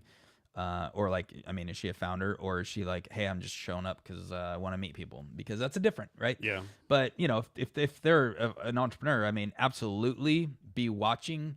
Number one is, at some point I'm going to be on that stage and pitch. So you should be watching. You should be watching and how these founders are going about it. Maybe taking some notes or the mental notes of just like, this might your first time watching the 99-second pitch. How are people actually flowing through it? How are they answering the questions? Just kind of how they're handling it. And that's important. But then you definitely should be working the room a little bit. What I mean is meeting people, and, what is your intention of the night in terms of, do you want to meet a few other founders? Are you kind of looking, is there some investors in the room? Have some key questions that you're asking people. That sort of thing. So it should be have some intention, and then in the end, I would just say, like, have fun. Engage and raise your hand and ask a question. We really appreciate that. And funny enough, sometimes there's just, I don't know, people just are like, you've probably heard my joke. I'm like, guys, you're thinking something. Raise your hand and say something, okay? Like, it's funny. Sometimes you don't get questions out of the audience as easy. And so, engage and ask questions, and then, go up and, meet the founders that pitched. Say hi to them. Yeah. Say, hey, I was pretty moved by your pitch. I really enjoyed it. So, trust me, people appreciate that, and the founders appreciate that. So those are the things I would say. Nick, what's a skill you don't have right now but that you want to learn? What's a skill? Well, not to say that I think this is getting any more important, because crazy enough with AI, but I'm not really, I'm not technical. I work my way through a lot of the apps that are needed now. For instance, like, I guess a good way to put it is like, look, I can, you take Zapier and I can connect it to things and I can do that, right? But like, I'm not technical. And you're not coding no, anything, yeah. And I don't think we need to think about even learning to code anymore. No. But I do think the importance of the closer you can get to understanding when you are prompting and when you, the end result of an agent or whatever the case may be, is tremendously important. So I think that's a very, very important skill. And, it's only going to be more important as, I think that we, I always think about Founders Live, and like, I mean, there was some time where it was like, man, when we have like 100 employees, it's going to be crazy. Well, first of all, there's like more than 100 people that work on Founders Live around the world. They're just not employees. But we literally have, I mean, I would say the number's probably about 100. I mean, it's 120, 150 people around the world. Like, right now, someone's talking about Founders Live, or city leaders are like planning it, okay? But we don't have, I mean, we're a team of like 5 or under. And, I don't know now if we're ever going to get tremendously bigger. And I say that because I think learning how to use the tools and now the agents that are coming out in the best way you can. And I'm not fully saying like, don't ever hire anyone. And so, what's going to happen to all this? That's a whole different story. Okay. We're not Microsoft laying off 20,000 people. Okay. We're Founders Live, and it's just a matter of, are we going to hire 50 or 100 people? And I think any founder from here out needs to tremendously look at, how do you use the tools available to you, and especially AI and agents, in the most intelligent way. And I don't know that answer, but that's one thing I really want to learn. From your point of view, is there a characteristic or value or something that separates like successful people from unsuccessful people? Yeah, I think the word that came to me was brash, and I don't mean being rude. I actually mean, do you have the capacity to simply try and do things and deal with the results? I think that there was a time in my life where I was a little less of that, and I've learned. And of course, like having the backing of like a global brand is obviously helpful, but no matter if you're just starting out or you have something like Founders Live or you've had 3 exits and you literally are a billionaire, I think the skill set of unabashingly trying things is the difference between success and failure. That's it. Now, there's a lot more that's involved, okay? But when you look at being scared to try things versus I'm just going to do this, man, that's a world of difference. Because what you learn in simply trying things is could be the difference between you going down this path, okay? Now, let's go back to one of your earliest questions. You asked about, was there a time when I thought that Founders Live was going to shut down? And the difference in that was, so during the pandemic, we had a shift to fully virtual. If I didn't have the wherewithal to say, this continues, it doesn't matter if it's in a room full of people or literally in a digital room where we're streaming live, I would have shut down. And I would have said, you know what? I'm not willing to try that. And we simply tried it with like 2 or 3 cities that first few weeks, if you remember. And we were like, yo, that worked. And crazy enough, there was that weird time in the pandemic where it's like everyone started to jump in and, did, virtual rooms and Zooms. And like, we were streaming on YouTube and, to this day, so our Founders Live Primetime is our global competition that happens once a year. We still do that all virtual and we stream it to YouTube. And dude, people are watching and you see the comments and they're like in all these countries. And so we discovered something that now works. It works beautifully for just that kind of one thing that we do, not all the time, but just kind of once a year. And, I could have, there were so many organizations that just stopped or shut down because of the pandemic. And we totally pivoted. And so that, I think just being like, no, we're going to try something. Okay. We'll try 5 or 10 things and see what works. And what we learned in that period of time has really influenced some of the things that we're doing now, even if we're back in the real world. How hard was it to transition from virtual to go back to being in the rooms again? Weird. It was weird, man. And it was hard because, like, I don't know, like, that was just enough time where people got used to things. And, I think when I say weird, it was just like there was about 6 to 12 months of like, well, we're kind of not doing, or, it was like a jerky thing. And that was, remember that time where it was like, yeah, you can gather, but you still have to wear masks. And it's like, why? What are we doing here? And so that was a little weird. And then, so we expanded I think we launched 15, 16 cities in Indonesia, and they had a really hard time coming back into real life. And so we actually don't really have much going on there right now. But, I did travel there in 2022, so it was kind of at the tail end of the pandemic. Still some masks being worn at times. And so some cities, it was just strange, man. Like over the growth of Founders Live, we've had cities pop up. It's kind of like whack-a-mole in a way, and pop up, pop down, and then so the cities that really grew in the pandemic, when we launched them in the pandemic, they had a harder time in the real world. Just it's easier to spin up an event virtually than to actually have a venue and like all the mechanics. But it's not like it's nothing like being in person though. It's like, well, it's only more important going forward.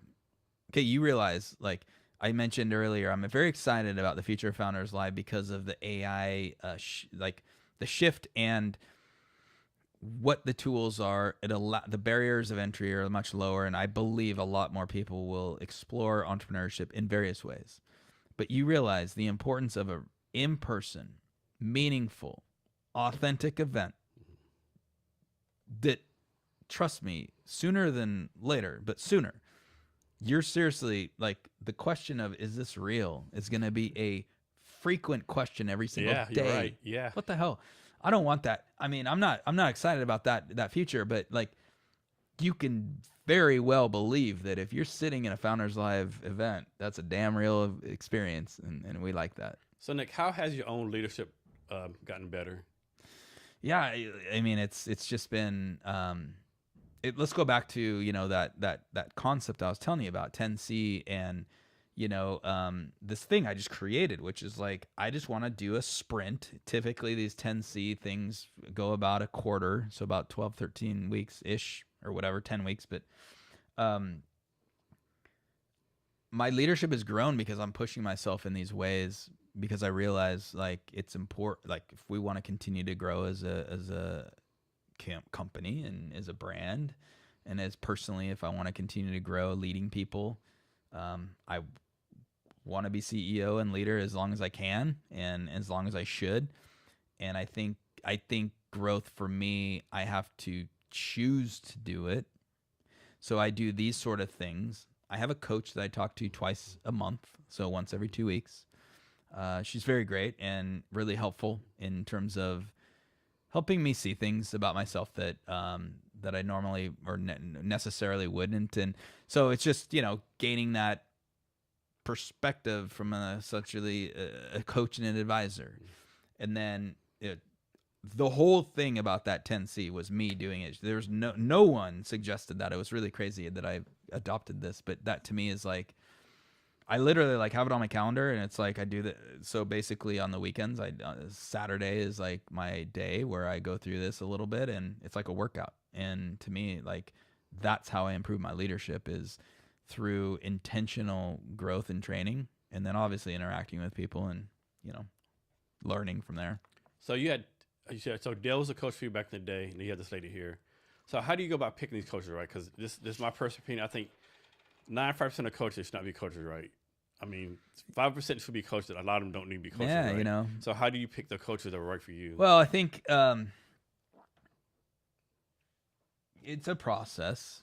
It's a relationship. These both were organic, and I think that they were great in their own reasons. Dale was around. He actually lives. He lives in Washington State, you know, and so, but it's definitely not in Seattle. So, like, you know, we were working pretty closely for the first few years, and then, you know, it's just been a little lighter. You know, I don't know. I'm not saying I outgrew him, because for sure he works with a lot larger companies, but it just like kind of took its course right now. I'm hoping that we can get back in touch. But this other one, she's actually in Boston, and I met her as I traveled there. This was in 2019, and she had attended a Founders Live event. She's like, wow, this is really great.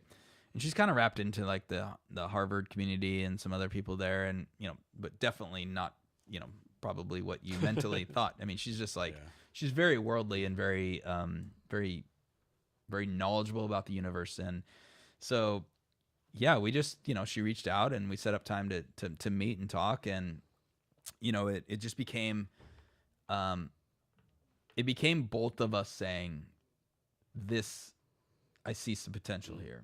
And, you know, she only takes certain number of clients, and I honestly, to be very honest, I'm pretty protective.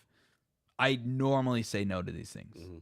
And I said yes. And dude, we've been working for 7 years together. It's awesome, nice. Right? Like, literally every 2 weeks for roughly 7 years. That's great. You always hear about the horror stories, you know. Jason hired Mary Jane for coach, and Mary Jane wants $20,000, and nothing's given, and you know. And that's why, like, if you do your diligence and, you know, you really look in, and ideally I think you tiptoe in the water.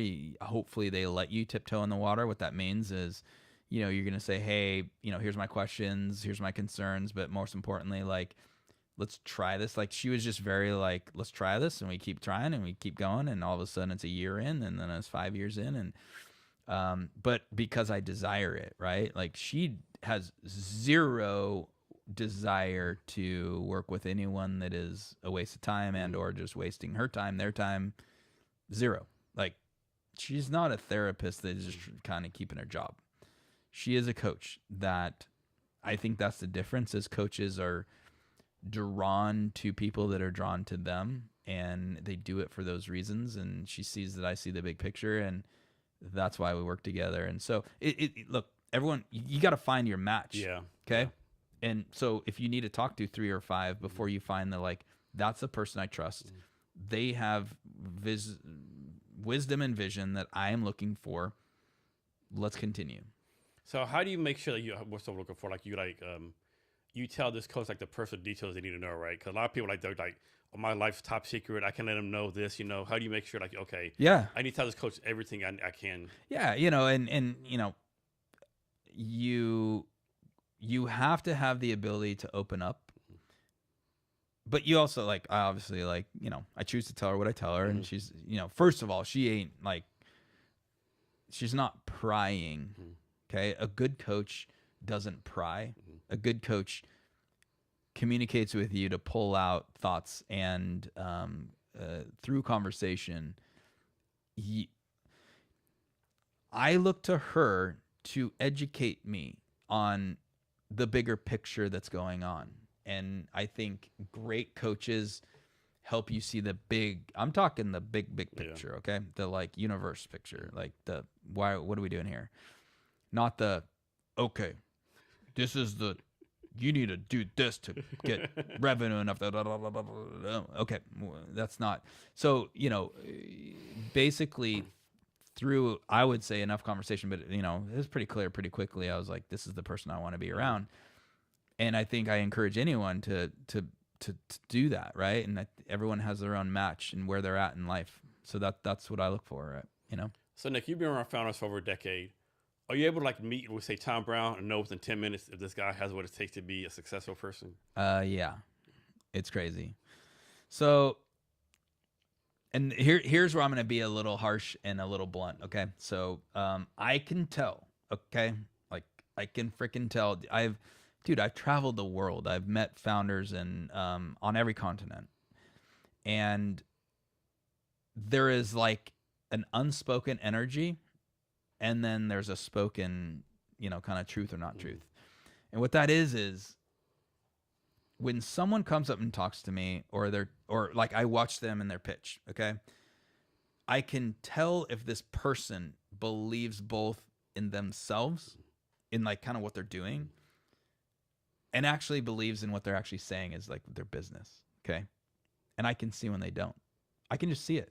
I'm like, and I'm not saying that they're lying. Is something in the eyes or something, or just their expression, or dude, it's the entire package. Okay, like it's the way they're standing.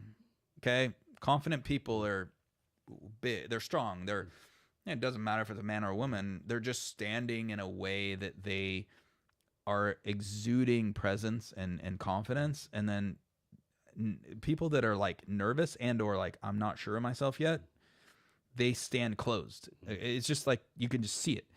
The way that they are speaking, the pacing, how many ums they have versus strength words,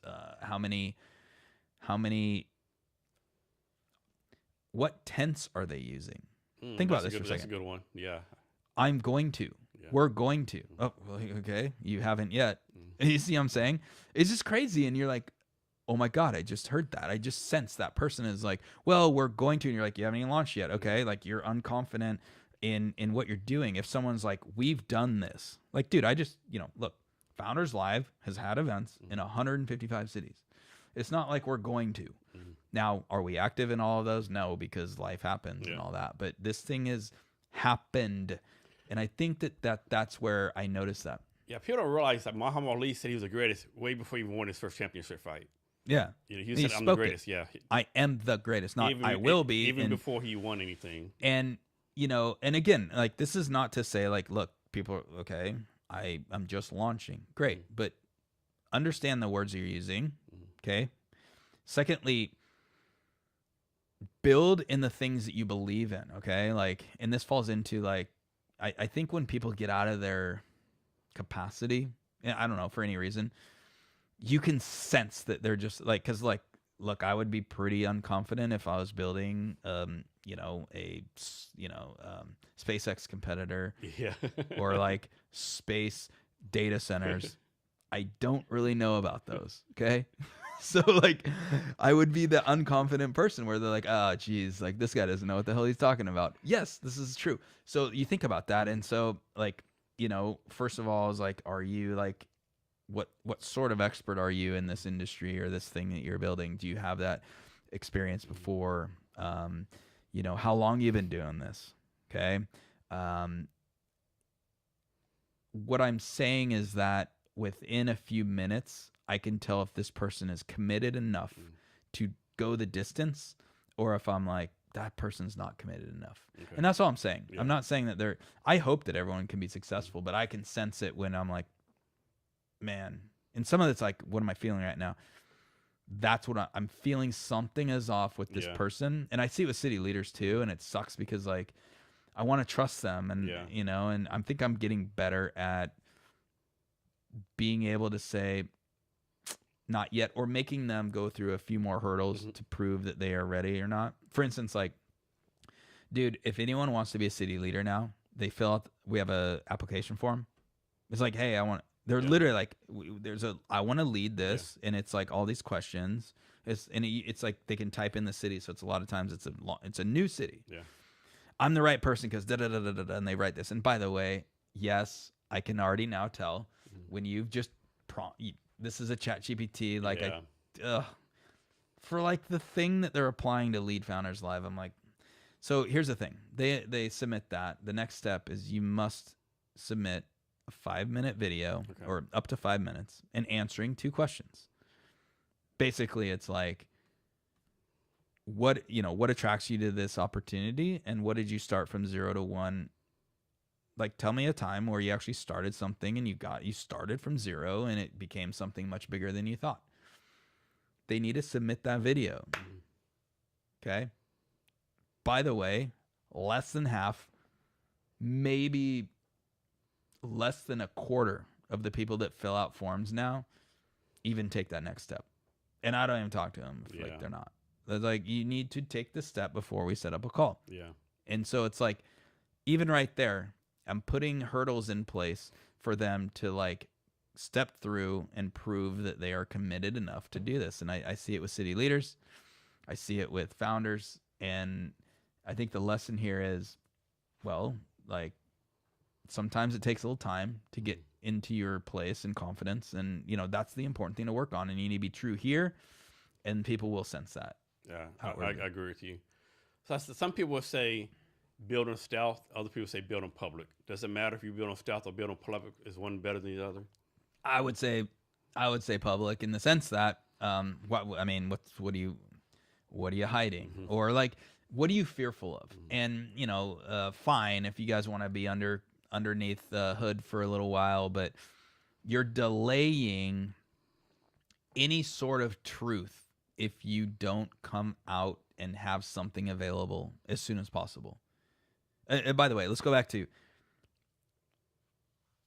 the Founders Live build concept, where we would have the events that would actually be like they hacked on it like 2 or 3 hours ago. They didn't even have this thing. They walk in, 5 people built, they pitched on stage, and then they get a response.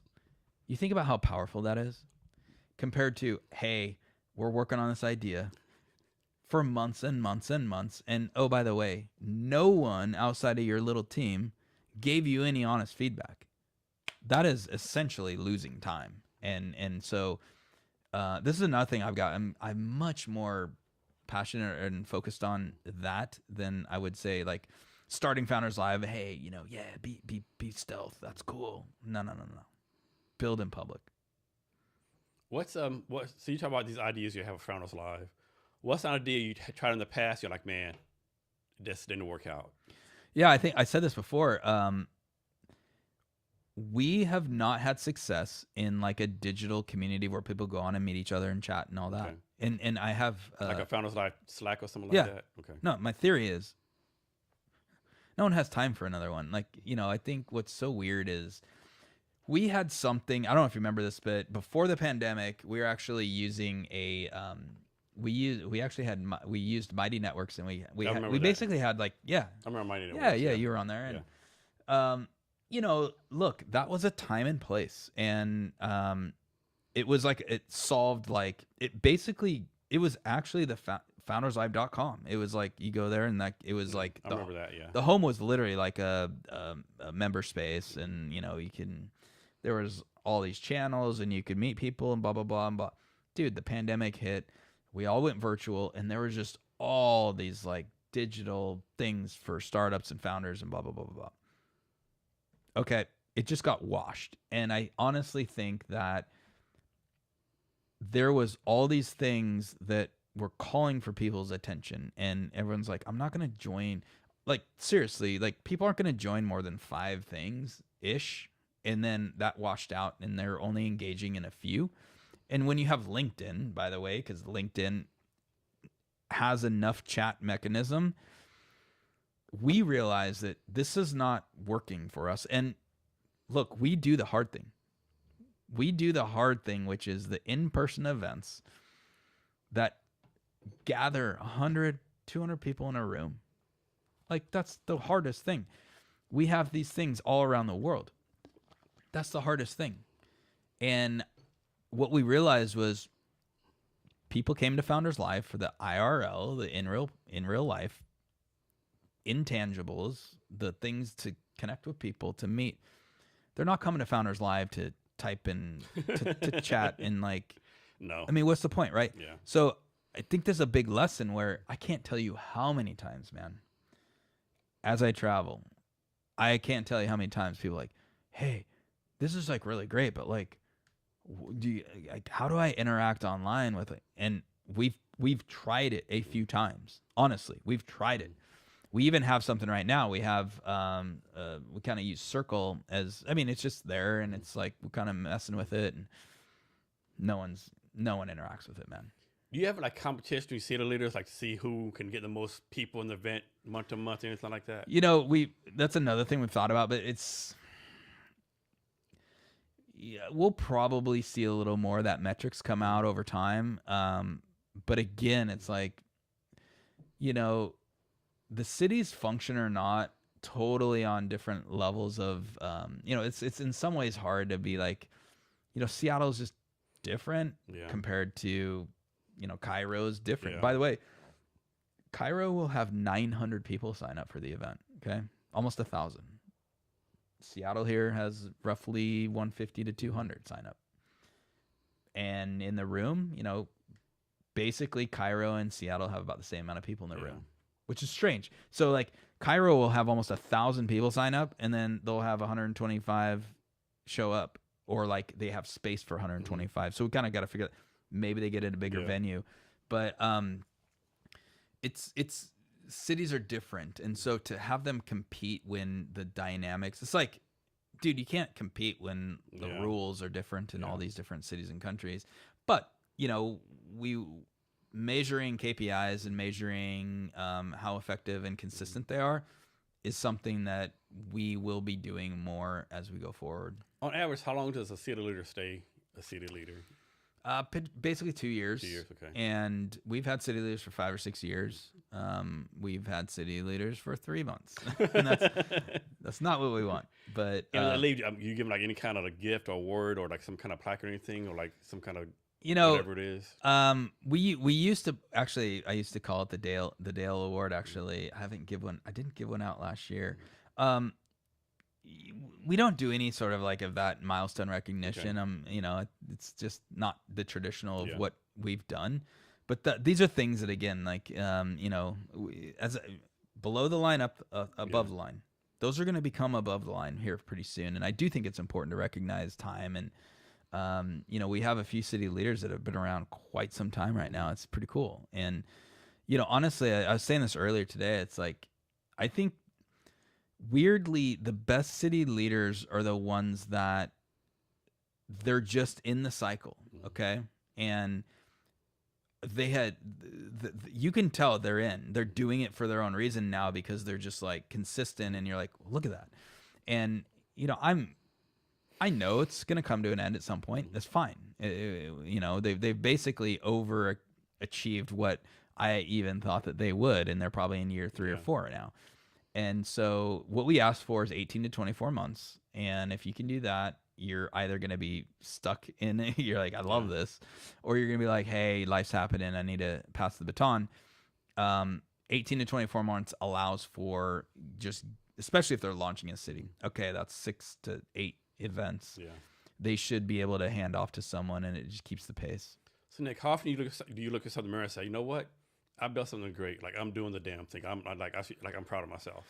I do. And I think probably not as often as I maybe should. And what I mean by that is it is so dang easy to, I guess take it for granted, meaning like, oh, this is my life. Okay. And like, we all have our daily and weekly struggles and challenges. And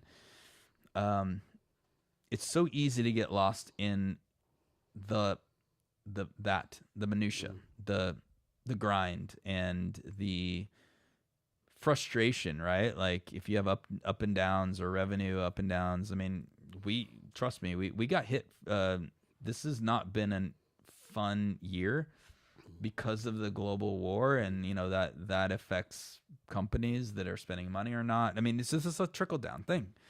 So it's been a challenging year for us, man. And we're still expanding. We're rocking. It's okay. But in those moments, it's easy to like see the negative, and there's days then, well, I have to like shake myself out and be like, yo, this is tremendous. Okay. So I'm not immune to it either. And, I think the lesson for any founder is, no matter what you've done, look, Founders Live is nowhere where I want it. And, we want to reach millions and tens of millions of people, and that should happen here in the next few years. But I can tell you that I am aware of the impact, and I'm aware of how cool it is. And I have to remind myself sometimes. Talk some about like how startup founder burnout and depression, and mental health, and how we can help prevent that. It's crazy, man. And yeah, I think it's just,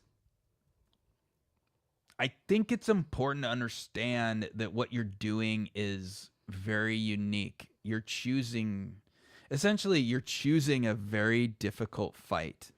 And I just use that word as fight. Like, okay, like, I don't know, like a UFC fight or something. You're choosing to do this. Okay? Like, you've put yourself in this position. And as a founder, you're kind of inherently choosing the hard road. Those are the rules of the game. Okay? And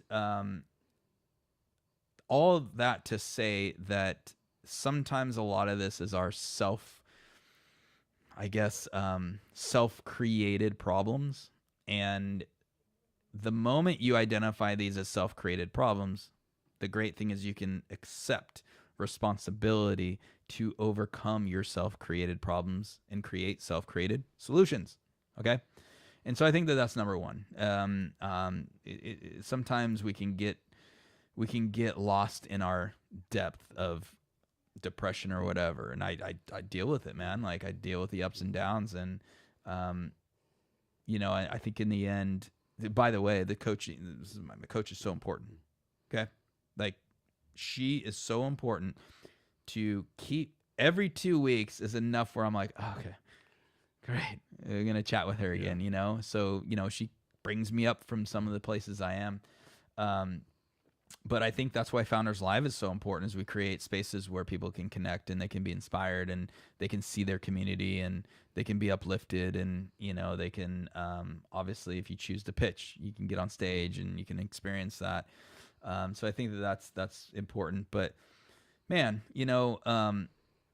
this is not to say that I'm not minimizing the absolute challenges. I think entrepreneurship, by its own nature, whether it attracts the people that might be a little more susceptible to mental challenges, I think it uncovers or creates opportunity to be pressured in a way that can create those. I agree. What's your take on this, right? I think a lot of people that start companies, but like they start a company, they tell their wife or their husband or the best friends, whatever, hey, I'm doing this business, right? But their friends and the spouse are really all in on, like, they understand what they're doing, they don't understand, right? And people realize if you start a company, right, you still have to, like, hopefully you're taking a bath, doing laundry, like you're still doing life things, right? I think a lot of people forget how much time that takes. Well, You know, yeah, you still have to live, you still have to adult. you still have to adult, you still have to live, and um, I think another thing, what's weird about what I'm going to say next is I think that there was a time and place that this was more obvious or impactful, and I'm talking about now the media, the news media. I mean, TechCrunch. It's like I don't read TechCrunch every day anymore, kind of thing, and I used to back in the day when it was a little more popular. Obviously, we have GeekWire here, and I think that they do at least a good job to not simply write about all the crazy fundraisers, and basically meaning like keep talking about the fact that all these crazy outlier successes of these startups, which basically then influences all of us founders think we should be raising not just millions anymore, billions of dollars. If we're not a $1 billion plus company, then we're like worthless. That's a lot of BS. And I think the media for from 2010 to 2020, I really think that became, or if not earlier than that, but I think it became a lot more of that, where they're just talking a lot about these startups that are doing all this, and all of us else people are like, what am I? What are we? Yeah, I make this up, but I read a stat the other day where it said, like, in 2025, more money is raised ever before, but 86% of it was only like 14 or 15 companies. It's messed up. Yeah. First of all, we have entered a world. It's not normal anymore. I mean, it's gonna be a wacky time, and the way that they measure these things needs to change because it's inaccurate. You can't sit here and say, "Oh, best year ever of VC," when OpenAI and Anthropic are raising these. It doesn't even freaking make sense. Okay. Doesn't, no. And then, oh, by the way, if you strip out those, it's actually not the best time, and it's actually harder for early stage startups to raise. Yeah. That's the data. And more importantly, I think it's more important now than ever to focus on cash flow, revenue, cash flow positive, and get sustainable. Get your financials in order. Just getting sustainable, guys. And we're obviously working on that too with Founders Live. It's just like that's a absolute focus of how I run Founders Live, and sometimes we're there and sometimes we're not. It's like costs go up, and so I think that the way that our world spoke about, or basically like kind of told the story, is, so here's the point. We all decide to be founders, and we tell our family and friends, and all of a sudden they lock on to, oh, why are you not a $1 billion, or like, why are you not successful yet? You've been doing this for 6 months. What's wrong with you? Right. And then that has negative effects on our mental health and our self-esteem and all that stuff. And I go back to, y'all, you chose this. More importantly, this is a hard road. If you want an easy road, go work at a company. And by the way, they're now laying off people. So what are you going to do? Right? Now, what are you going to do is now back to entrepreneurship. Yeah. And our job with Founders Live is to make that path better.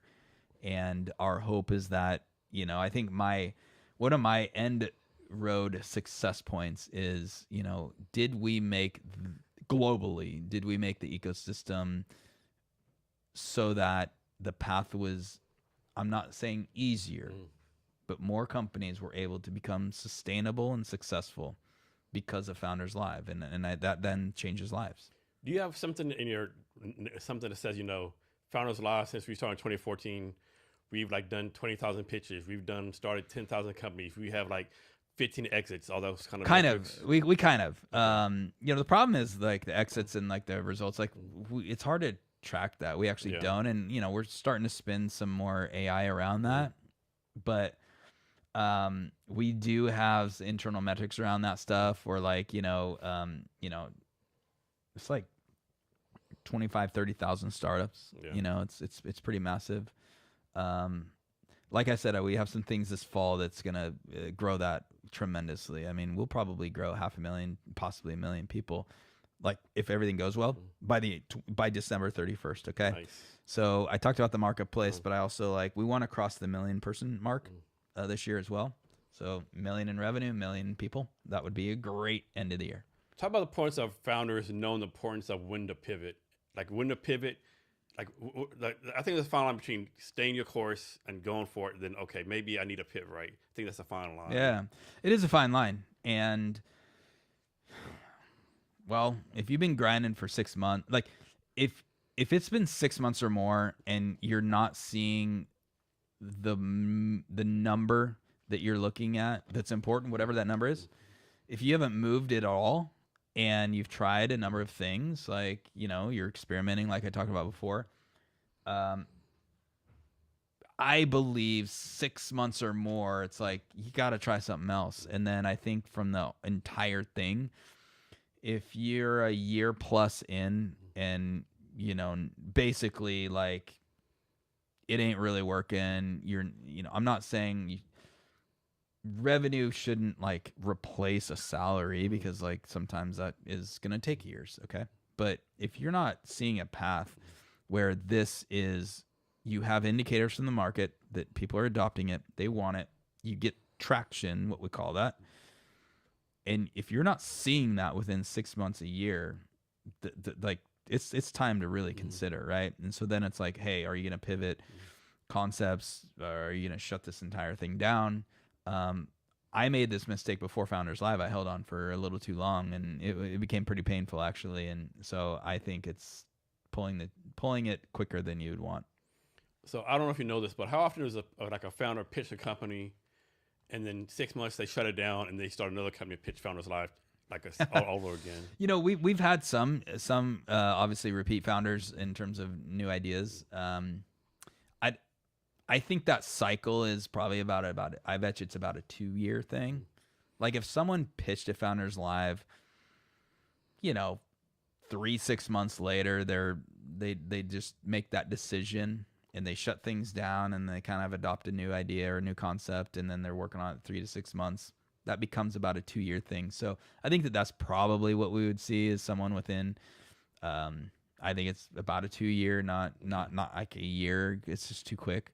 But what we've had is, you know, we have had people that are like, hey, we quickly learned that what we're doing is a little, we shifted and, you know, a year later it's like, oh, okay, it's a kind of a new thing.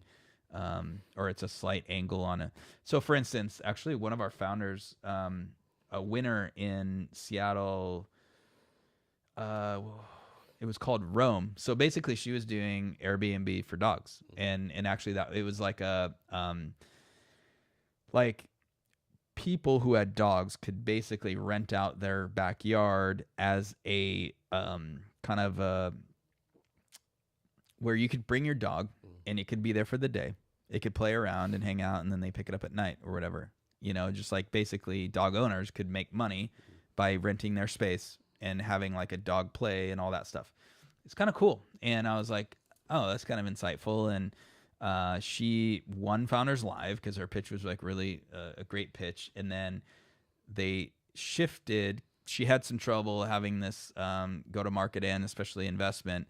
So she shifted to actual kind of AI infused software for the pet industry and specifically dogs around, you know, this, you know, what's it called? Like the dog training places and other organizations and companies that would use software around pets.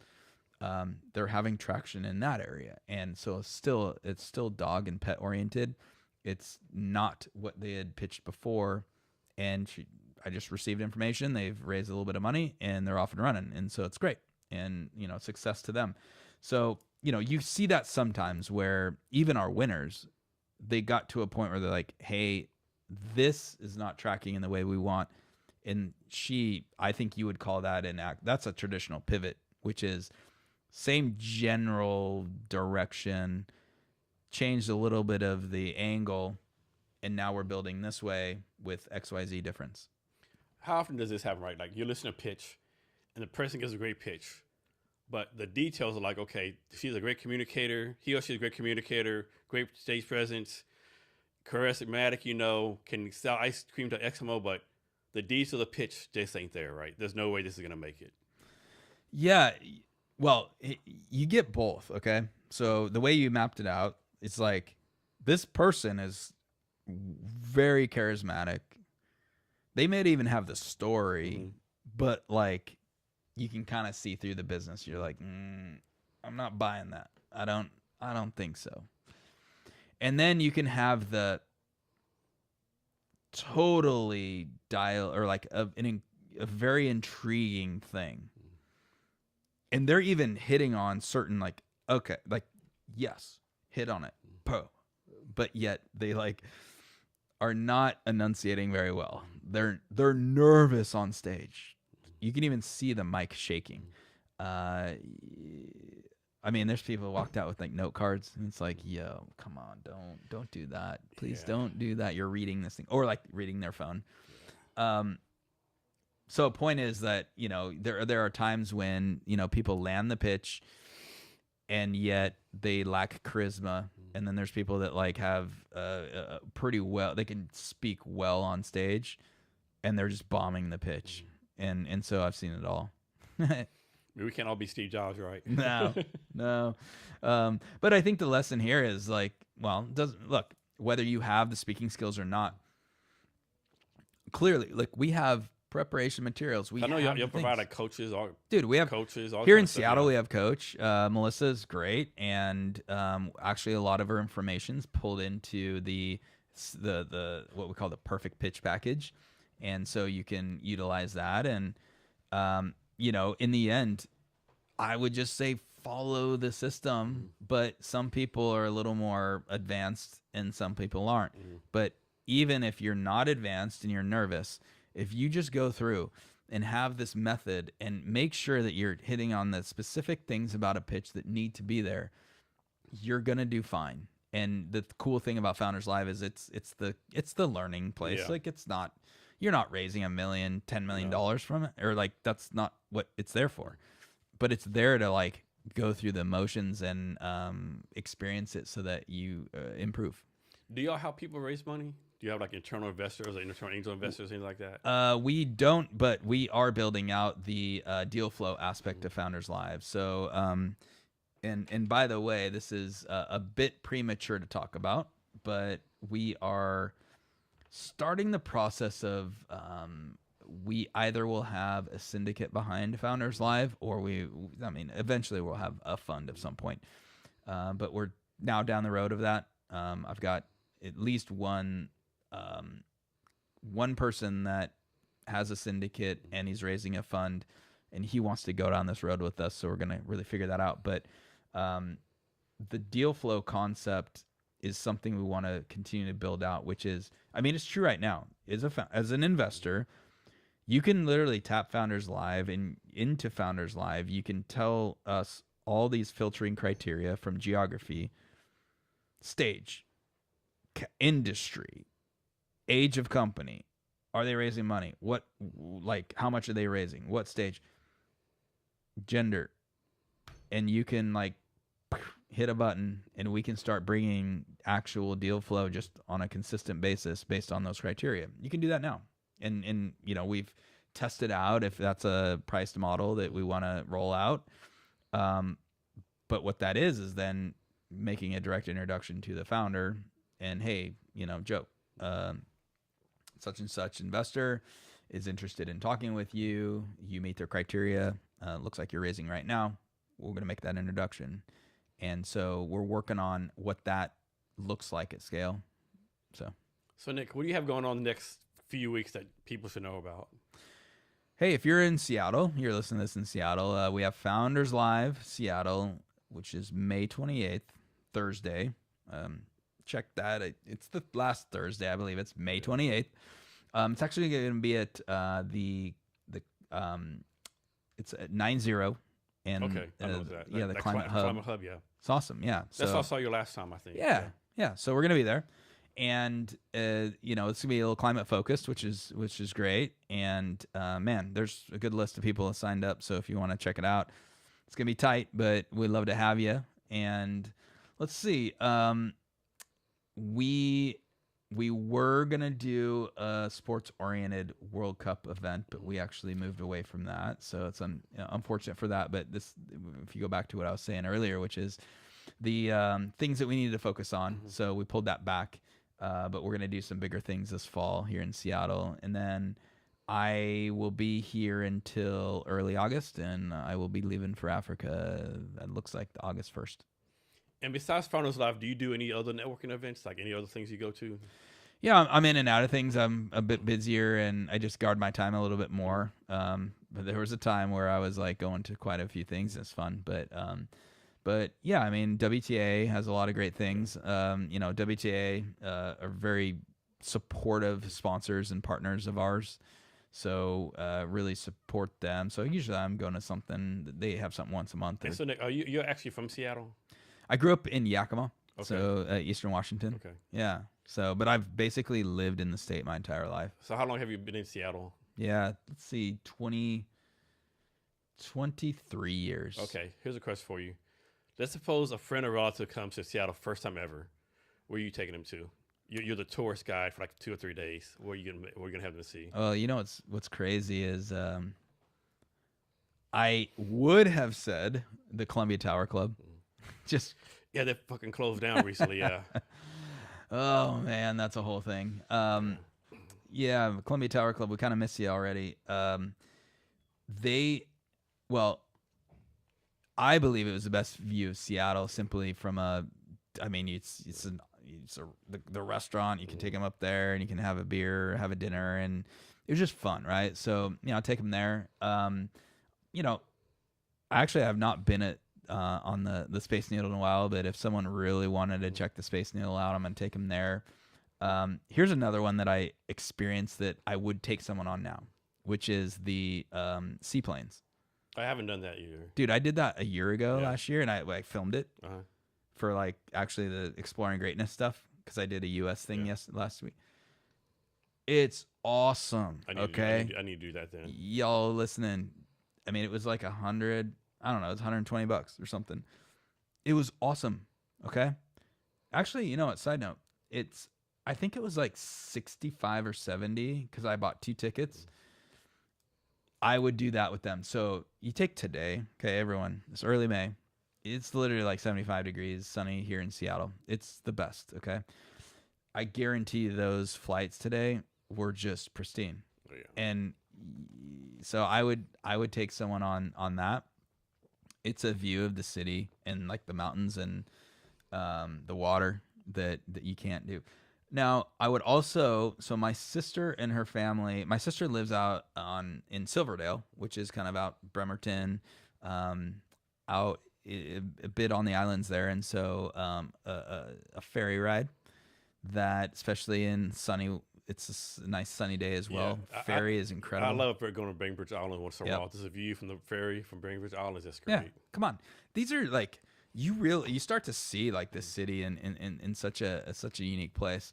If it is, I would definitely bring someone to a Seahawks game if it's a Sunday, Mariners game, Sounders game. So get them in the stadium in some way, shape, or form, and you got to experience that, especially a Seahawks game. You know, those are great. So hopefully a Sonics game here in the next couple of years. Pretty soon, yeah. That's it looks like it too, yeah. Is there anything I should ask you that I haven't asked you yet, or anything else you want to talk about? Jeez, man. I don't know. I think you really, really covered it. I think the big thing is, I think you touched on something that I guess I would expand on, which is, going back to like, has there been a point in time where I was going to shut down Founders Live or not? And I think that I said it earlier, which is like, there's inflection points and there's decision points. And it's normal to go through these phases where you have that and you're like, you know what? Like, again, it's like, if I shut down Founders Live right now, I would be really disappointed and sad, but I would also have the ability to go back and say, wow, I literally look at that. 12 plus almost 13 years, this thing went all around the world. That is tremendously impressive. And I didn't want to do that. And I think in the end, when you look at, when there's times, everyone goes through these where you're like, there's a Y in the road. And it's not to say that it's the wrong decision either way. But I think I've gone through a few of those, and definitely one recently. And I would say in the end, I've fully committed to, this is my life, right? And I think the moment you fully commit to that, it's a much deeper thing. This is not, I've never been in the like, because I see this all the time with the founders pitching. You go back to what you said earlier. It's like, are they in it? Are they going to be successful? And it's like, no, they're just flipping an idea. Mm-hmm. They're so not committed lifetime wise. And I'm not putting judgment on someone, but I can tell you right now, like this, I have been through a few times where I'm like, no, this is my life, man. Like, and it went through a process. Founders Live was this, I threw together Feature Friday. Mm-hmm. And now it's turned out to be like literally my entire life in the sense of, it's a pursuit, and I fully enjoy building this business, this brand. Each year I pick a part of the world and go travel it. Like, what's not to like about it, right? And so I think like I would hope that everyone gets to a point where you said, this is my life, my pursuit, versus like, I'm going to try to flip this company in 2 years. Because I think that that's a whole different perspective, in my opinion. Has this happened? Like somebody reach out to you, hey, Nick, I love what you're doing there. Really admire it. But here's 6 years, come work for me. Yeah, I mean, I will say that I loosely looked at and interviewed for a spot here in Seattle recently, that simply because I wanted the intel. Mm-hmm. I mean, I wasn't going to. It was numerous 6 figures. Mm-hmm. And I just kind of wanted to know and see what they're doing in some ways. And, but I literally had to say, because I was like, hey, they said, we want someone that's full-time, that, clearly is not building their own thing. And, I came back and said, even that amount of money, I'm building Founders Live. Yeah. And so, yeah, I mean, I know it's crazy to say this, okay? I know it's crazy. But if someone offered if there was $1 billion offer on the table, $1 billion, which I own much more than 90% of Founders Live, actually. So there would be a lot of money in the bank if they were like, we'll take this off your hands, we'll acquire you, but we're going to take it all, and you move on. Yeah. I wouldn't take it. Yeah. Okay. And the reason why is because I just would be so empty, and I don't know what else. Like, look, this is my life. This is what I'm doing. And I want to continue it. I want to build. It provides me a playground to continue to innovate and create. And yes, of course I can just next year, like create the new thing. But it's Founders Live, right? Like, it's got a life and it's got a soul. And so obviously looking at that deal right on the table would be a different story. Dude, imagine looking at a deal for $1 billion. That'd be insane. Like, seriously. Yeah. I mean, I know that y'all are listening and you're like, really, Nick? And I would say, yeah, I would actually like look at it, and I probably would turn it down. The reason why is, geez, if someone's giving you $1 billion offer, there's something up ahead that's even better. And more importantly, I value the years of doing this. And until I'm done traveling, I think that is you can't put a number on that, man. No, what I'm going to experience across Africa is going to be incredible. And I don't want to give that away. And if they were like, obviously there's hey, Nick, we'll acquire you. You just keep being Nick. And, there is that path. But I'm just mapping out the, like, if I had to step away, the answer is no. And even if we did the acquisition of, hey, you just keep doing Founders Live and Nick and everything, but we're going to own it all, I don't think I would say that yes either, because I started this to own something, man. Have you thought about this? Like, you started Founders Live back in the day. You did all this traveling to see these people.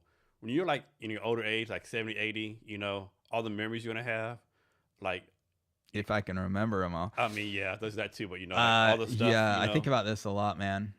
First of all, I think it's weird to say, but like, I don't know. Like, first, like, I exercise numerous times a week. I go out and running and all that, and I feel like I'm gonna be the 80-year-old running on the street. That's you know, you see those old dudes, and they're just like, and you're like, yo, look at you, man.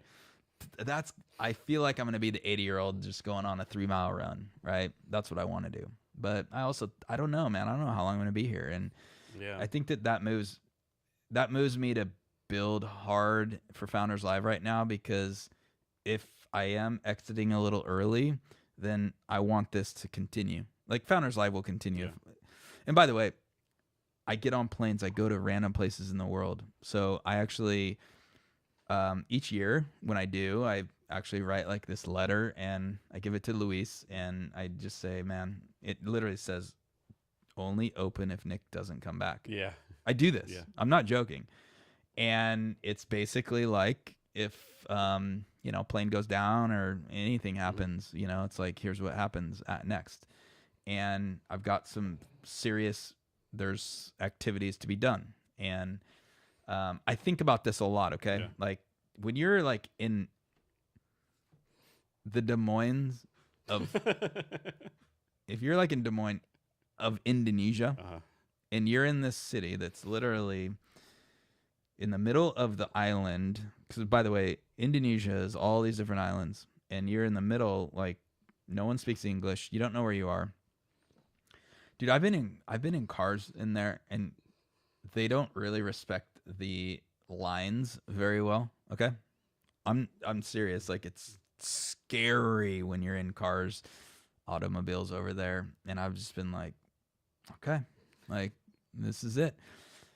Not to say I thought I would die, but like, if you're like, dude, if we get in a wreck right now, like, I'm done. Yeah. And I've had to come to terms with that. And so that's the risk of traveling like this is, you know, I might not come back, and I'm fine with that, actually. And so I've thought about this, and I think in the end, I would love to be 80 and look back and be like, man, look at all these countries. Look at all these people I've impacted and that we impacted, and look at the world now. But if it's sooner than that, then it still applies, and, you know, let it be known that I was like doing the thing I love. I think that's the big thing, is like, I'm out there doing the thing I love. One that kills me, like, you hear other people, like, people say, oh, I'll travel when I retire. So you're going to wait till 65, 70. Oh. You don't know what your house going to be like. You don't know what, you know, like, you might be able to get around. Your knees are bad. Yeah. You're just, like, do it now. oh, and I understand. I'm on it's kind of a blessed situation. It's a unique situation. I understand that. But my encouragement to everyone is figure a way to be able to do the things you want to do, and especially, like, see the world. Like, And maybe, like, don't go to, like, Thailand, but maybe, like, if you live in Dallas, go to Nashville, you know. If you live in Miami, go to Atlanta, you know, like, go somewhere. the one thing I learned, man, is, yeah, the world is a big place, Yeah. okay? And there is a lot of unique places in this world to see, and, you know, I think some of my favorite times, and sometimes it's like by myself, literally, like, you know, like Brazil, like sitting there watching the sunset, and I'll go grab a couple beers, and dude, Brazil, it's amazing, like the beaches, and I was in Rio, and there's just these all these rocks that people just go out and sit and, like, hang out and watch the sunset, and it's just beautiful. And I've just been there. I've just been like, this is incredible.